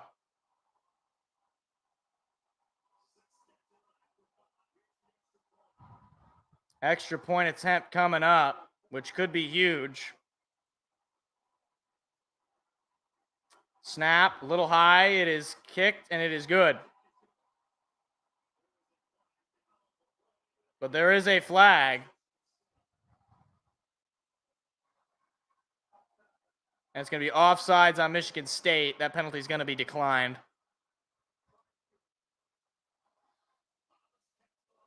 It might have. That Nate Carter drop might have cost us. The only solace I'll say is they might have left a little too much time on the clock. Because now Michigan State has a chance to walk this one off with a touchdown, but they need a touchdown. That's the problem. Michigan State hasn't had a touchdown all this half. I mean, that's brutal. That's just absolutely brutal. A deep shot. That's the best throw Thomas Castellanos has had all night.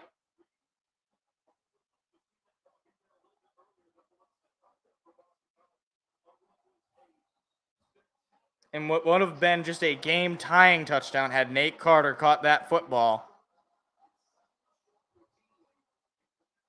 But Michigan State's going to get the ball back with 1 minute and 28 seconds.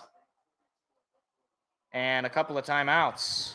It'll be fair caught sliding down was Kayron Lynch-Adams. Fair caught, Michigan State. See if their defense, or see if Boston College's defense can fold here. And if Aiden Childs can come up with late game heroics as he has done before.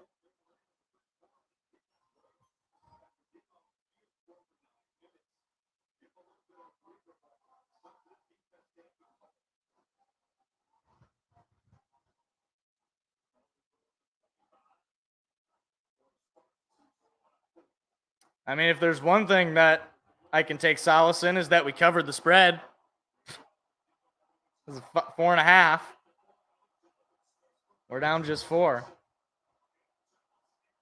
Childs all alone in the shotgun. Pass coming. Giles throws it up the middle to Velling. It is caught, but short of the sticks. Second down. They got to move a little quickly here. You got to score a touchdown. This is not just get yourself into field goal range. Giles again in the shotgun. Snap, pass coming.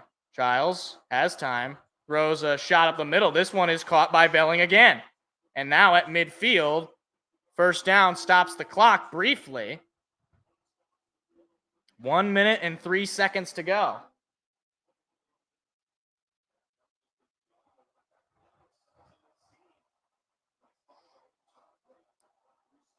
Here's the snap.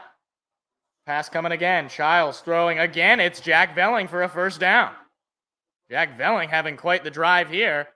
49 seconds to go. Michigan State moving down the field. Still have not used a timeout yet.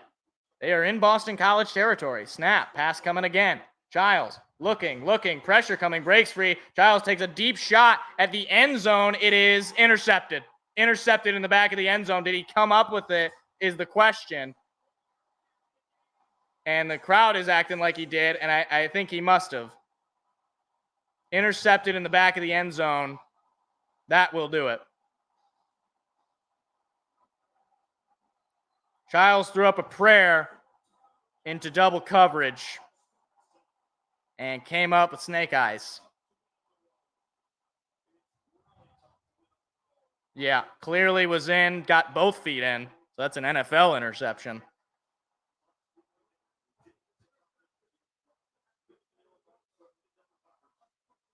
And there will be an unsportsmanlike conduct on Boston College. No flag for pass interference to ice that away, but Giles overthrows what appears to be Montori Foster Jr. That will do it. Michigan State drops their first game of the season on an Aiden Childs game-losing interception. Fourth turnover of the night, and that cost Michigan State the ball game. They were moving down the field with some efficiency. This is a heartbreaker because they really, I think, had a shot here to walk this game off. Boston College calls a timeout. Not exactly sure why. What does it mean this game's not over yet? It's 36 seconds. You can just knee it out. He was under pressure and he made a mistake. That's the only explanation I can give. He wanted to make a big play, and unfortunately for him, he lost his team the game. I mean, 3 out of the 4 turnovers were on Aiden Childs. They were interceptions. You don't know where the game goes if you just cut away a couple of those. If you just cut away that last one, they might have won the game.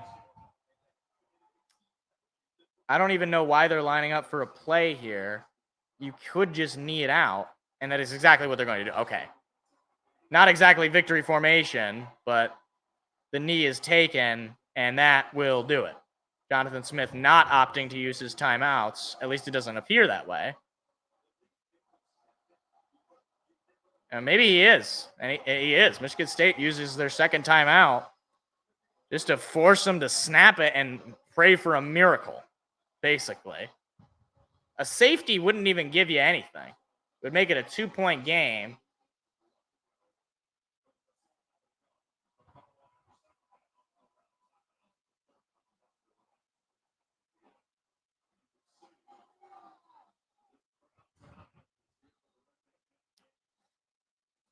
So Michigan State does cover, but they lose their first game of the season. The 5-game losing streak? I sure hope not. But these turnovers cost us, no doubt about it. The defense, I think, played a really good game overall. And there's another snap and knee. And Michigan State, are they going to call another timeout? And they will. Jonathan Smith using all of his timeouts.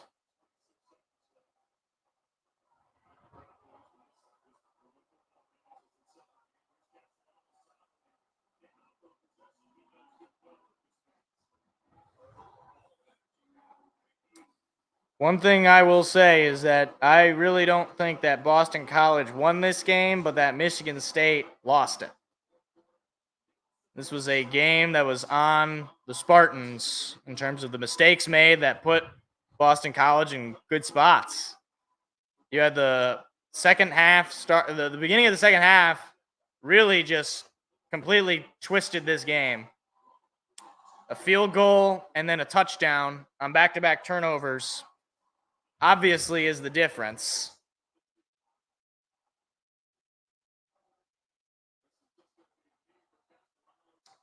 And a final knee to finish the game.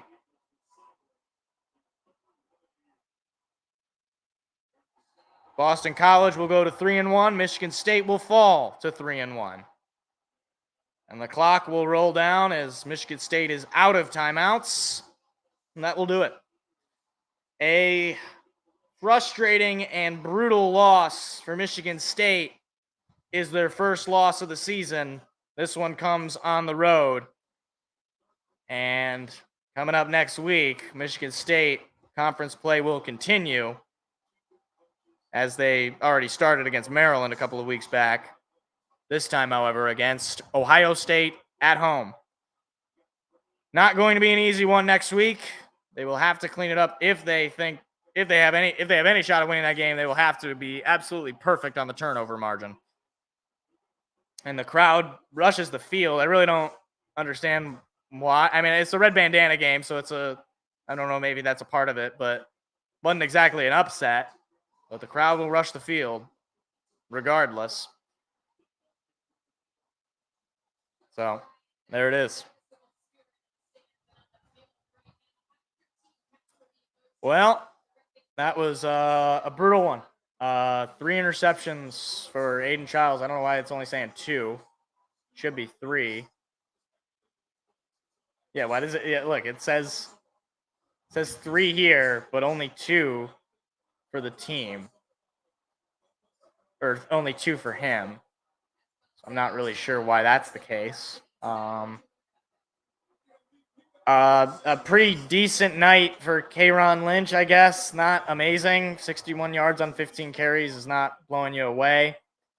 I thought Jack Velling played pretty well. 6 catches for 77 yards, 87 yards on 4 catches for Montori Foster. You had just 1 touchdown in the second half, and that's not going to win you many games. You had it there. Nate Carter drops the game-winning touchdown. That changes the game, no doubt about it. That's a win that, well, not necessarily a win, but you would stay alive potentially. So yeah, shout out to the defense. You had 4 sacks on the night, 5 tackles for loss as a total. That's solid, obviously. The defense stepped up, and unfortunately, the turnovers cost the Spartans the game. That's going to be the story of the game, and that's what we're going to break down probably on next week's show. So, yeah. Unfortunate end, but thank you to anybody for stopping by. Not the way you wanted this game to go, but you got Ohio State next week. I'm not going to be doing that game because I'll be tailgating that game, assuming that my leg is not, assuming that I'm not dead. I'm not going to be dead, but hopefully I'll be able to walk by then. That would be nice. So yeah, won't be live streaming that game. I guess as a look ahead there, just for future reference, but brutal loss, really brutal loss. So again, appreciate anybody for stopping by, hanging out, and yeah, so we'll be back live again tomorrow for the Lions game. Lions Cardinals, that game is at 4:25. The stream will start at 4:15. A little bit of pregame look ahead, talking about whatever's happening in the week. So yeah, rough game, no doubt about it.